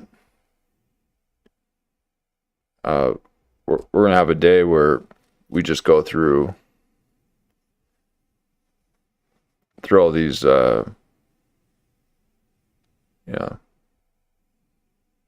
compilation content. A lot of it's repeated material anyways, but there's usually a few good angles that one will shoot off into, and it's a fun little ride. It happens just about every time that we discover something new within these very carbon copy compilation comedy content creations. And look at that. Made by the same person.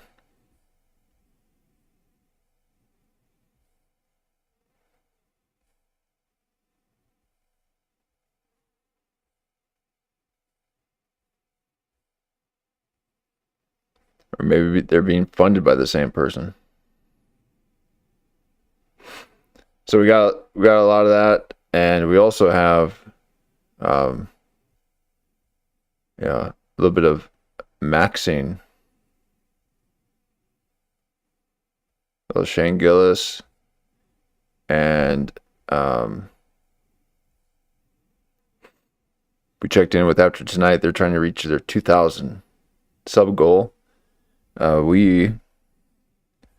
Speaking of sub goals, we are at 207 with a Godfather goals of 500 by spring. So thank you for liking and subscribing, guys. Oh man, that's so exciting to see the little bell indicator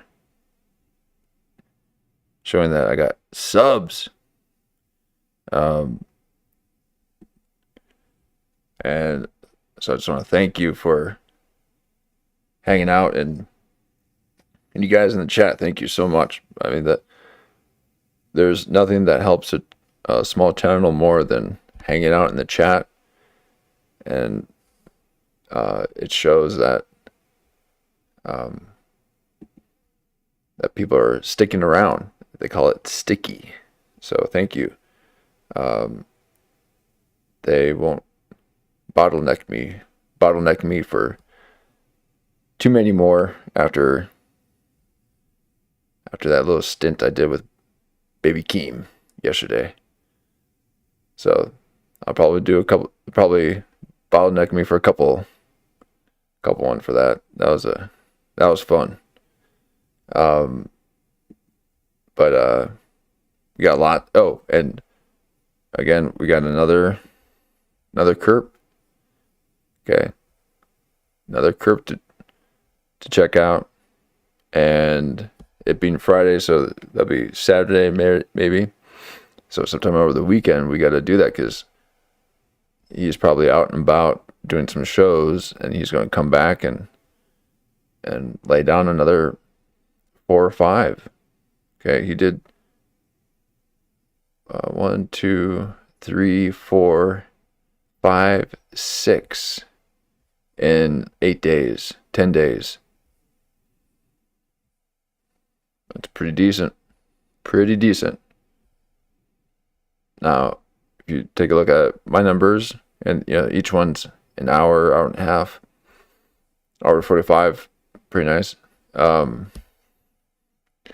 the last 10 days, I did 10 streams, and all over, for sure, 2 hours, averaging 3 to 5 hours. So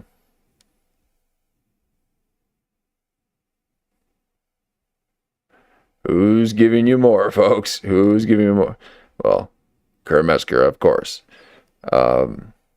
He is in the, well, compared to me, he is in the quality, well, for sure, compared to me, he's in the quality versus quantity, but he's also putting out a lot of quantity as well. I'm in the beginning stages, so for me, I just need to be thrown in the fire and get my hours in, and then I'll work on refining the shows and have a nice story arc and nice things like this happening. We'll have somehow music. I don't know how to have music without getting hit with the copyright. But a lot of fun things planned, and got a lot of great things in the pipeline. So we'll take a look at this over the next couple of days and send in requests if you got any at email at clipvirgin@gmail.com. And thank you for hanging out with me tonight. We are a long form live commentary and satirical analysis and a philosophical deep dive all in one. And we like to think on the things of the ways of nature and life, and take a look at these comedians and find the funny within what Redacted would tell us are these dark, dark times.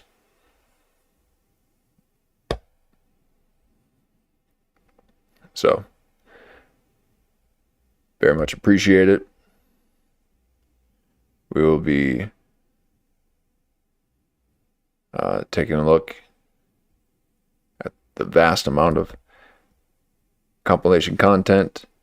We got some good ones there, but you can see, look at all of them. Look at all of them. I think, like I said a few weeks ago, maybe even longer, I said we might be at the peak of this compilation content stuff right here. I think this is at its peak. Something's got to change, and I think we are the change. So thank you for being the change. Appreciate it, Wizard. Thanks for hanging out. The whole chat is you guys are very on it. You guys know what's happening. Very intelligent, and I appreciate it. So thank you, and we'll do it again. We'll do it again, and we'll see what happens if we can add anything to this too. So appreciate it. We'll see you again. Have a good one, baby Keem.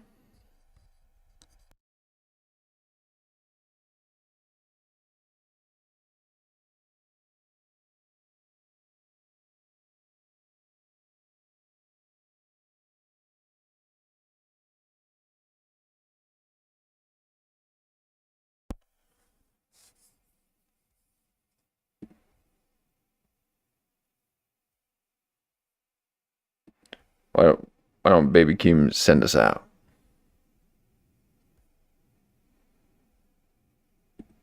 House money?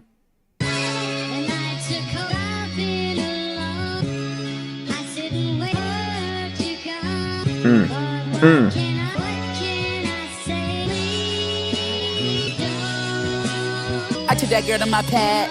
I didn't see too much disloyalty, that's why I never put girl in my stash. She out here going body for body and constantly making me mad. She about to be in the past. She wake up 6 in the morning to work on her glutes and tear up her abs. Pussy nigga, get up and get out the house. Get up and get off the couch. Pussy nigga, what is your working amount? What is your effort amount? Pussy nigga, I had to jump off the porch. I had to work out the ground. Pussy nigga, taking the favorable route. You're taking the favorable route. Are you pussy nigga?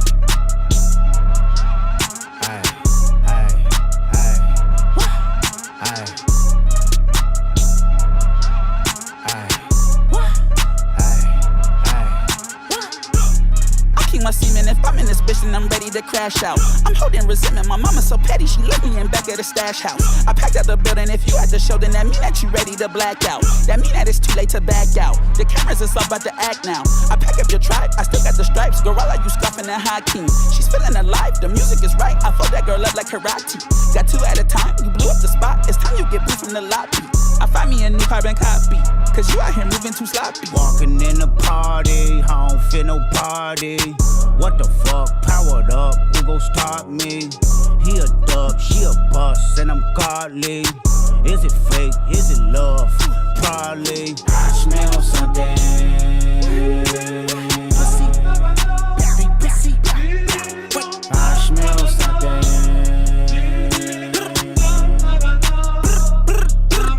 Hey, what's a million to me, nigga? About to back out the V, nigga. Fresh out the C, nigga. Watch me gas up, lead niggas.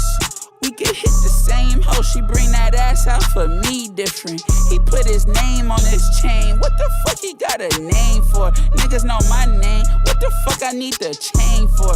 If it ain't no hoes, what the fuck I get the space for? Truck to the jet, what the fuck? I'm a young ass motherfucker. If I tell you what I did, you would never trust her. I'ma call it as I see it, you should never cuff her. I never love her. I'm a dumb ass bitch, I like my bitch dumber. Do not give your heart to a bitch. When my dog in Barcelona, they so out that bitch. I can't tell this your first bad bitch, you elated about that shit. Me, I'm jaded about that shit. I'm complacent about that shit. Walking in the party, I don't feel no party. What the fuck, powered up, who gon' stop me? He a dub, she a bust, and I'm godly. Is it fake, is it love? Probably. I smell something.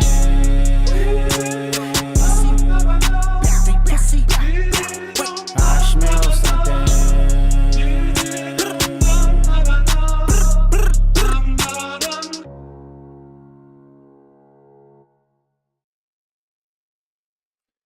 Oh, Baby Keem. What we got there?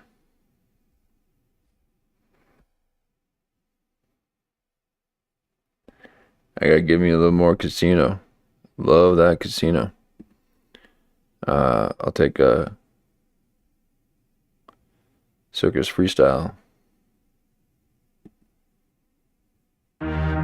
Who the fuck told you I wasn't that nigga? Who the fuck told you I wouldn't get bigger? 25 M's and now it's a sticker. Hating ass niggas waiting on me to slip up. Running up the budget, my life is a movie. Cut the bitch off like shawty, you blew me. Now she running around saying she outgrew me. Keep it 100, bitch, you a fucking goofy. Who the fuck told you I wouldn't get bigger? Hating that nigga waiting on me to slip up. Who the fuck told you I wouldn't get bigger? Your ex went gay, now she don't like niggas. How you fuck me, then fuck my homie? She called my phone saying I was just lonely. I was hooping yesterday, think about Kobe. Remember them days, living off of baloney. If you want a 6-pack, you gotta do sit-ups. Not trying to get to the chili, bitch, get up. Nigga like me, I got some bitch head up. Nigga like me, I...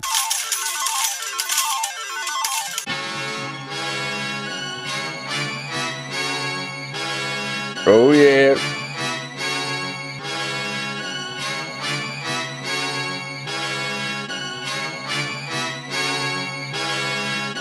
We teed up, now we looking out for trouble. We was 6 deep in the huddle, keeping my mystique when I hustle. Nigga trying to do the impossible, burn out in traffic going bunkers. 992 Boogie Monster, nigga whole time.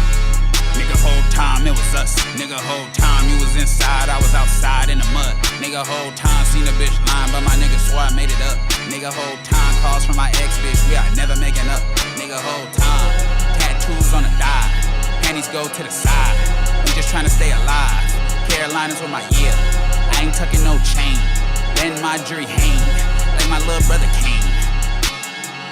Hey, I'm a genre bender and I'm coming out of broken home. You been switching states for cheaper living, man, each his own. I'm the type of rich nigga that got a broken phone. I just spent $5 million on a condo and don't be at home. Regular baby, I need you to conjure up different emotion. What can I do in Bahamas right now? My fine shit is scared of the ocean. I was all in with you, baby, I'm changing my mind, it's time to be open. All of my niggas is live in Battery Park, we having commotion. Killing them bitches inside, they fuck up the vibe, they know to do hoe shit. She wanna post me online and act like she tried, like I wouldn't notice. It ain't no point in correcting you, bitch, you got it, you know that you bogus. It really ain't hard impressing you, bitch, you come from the rats and roaches. We was starving through the night, we had to hustle for the lights. Keep the family tight, I made a different sacrifice. Flew one to New York, I wanna see the prototype. I'm looking for it, cause my last one went on strike. I'm having different white tie, cause my last one went on strike. Baby, I'm being serious, you a 10, I need a strike. I'm tryna hide you, delete that Instagram by tonight. That mean girl shit don't turn me on, you gotta come for the light. Niggas thought I fucking died, now I gotta thrive. Baby, Keem ain't playing no more. This one told me come alive, all you niggas fried, can't even be a fan no more. A singer just tryna vibe, I be out the country, I don't even plan no more. She don't wanna wear pants no more, we ain't even in the sand no more. Ayy. I see my ride, nigga, I got many ties. Had to watch my mama cry when my house got colonized. Grab her better by the hand, she look cute, I make her mine. Money in my plans, it's okay to take your time. People love to cross me, and they don't apologize. I don't know my siblings on my real father's side. I done cut a lot of niggas when my grandmama died. I was put here on a mission that you wouldn't understand. I don't want no rapper friends, I'm in a ghetto with my plans. I've been building like a nigga put a Lego in my hands. Bitch, I'm keen while I sing when I'm on this 2-man. Hey, period, poo. What the fuck do that mean? When I sing, get the pussy treated like a sex scene. I almost died when I took the vaccine. I was gone for 2 years, down bad reflecting. Hey, yeah, nigga, 2 phone jumping in this bitch, it's time to rap. Yeah, nigga, fucked off so much money, time to get it back. Yeah, nigga, 2 mil overseas on an investment trap. Yeah, nigga, that was when I went back to my habitat. Yeah, nigga, uncle sold my Xbox just to buy some crack. Yeah, nigga, tried to cut her off, but she not falling back. Yeah, nigga, fucking caveman with the way I rap. Booga, wooga, wooga, wugga, wugga, wugga. You's a boulda, shoulda, coulda, nigga, booga, nigga, hoo, hoo. I'm a fucking caveman, nigga, hoo, hoo. Woulda, shoulda, coulda, nigga, booga, nigga, boo, hoo. I'm a fucking caveman, got a loose screw. Woulda, shoulda, coulda, nigga, booga, nigga, hoo, hoo. I'm a fucking caveman, nigga, hoo, hoo. Woulda, shoulda, coulda, nigga, booga, nigga, boo, hoo. I'm a fucking caveman, got a loose screw.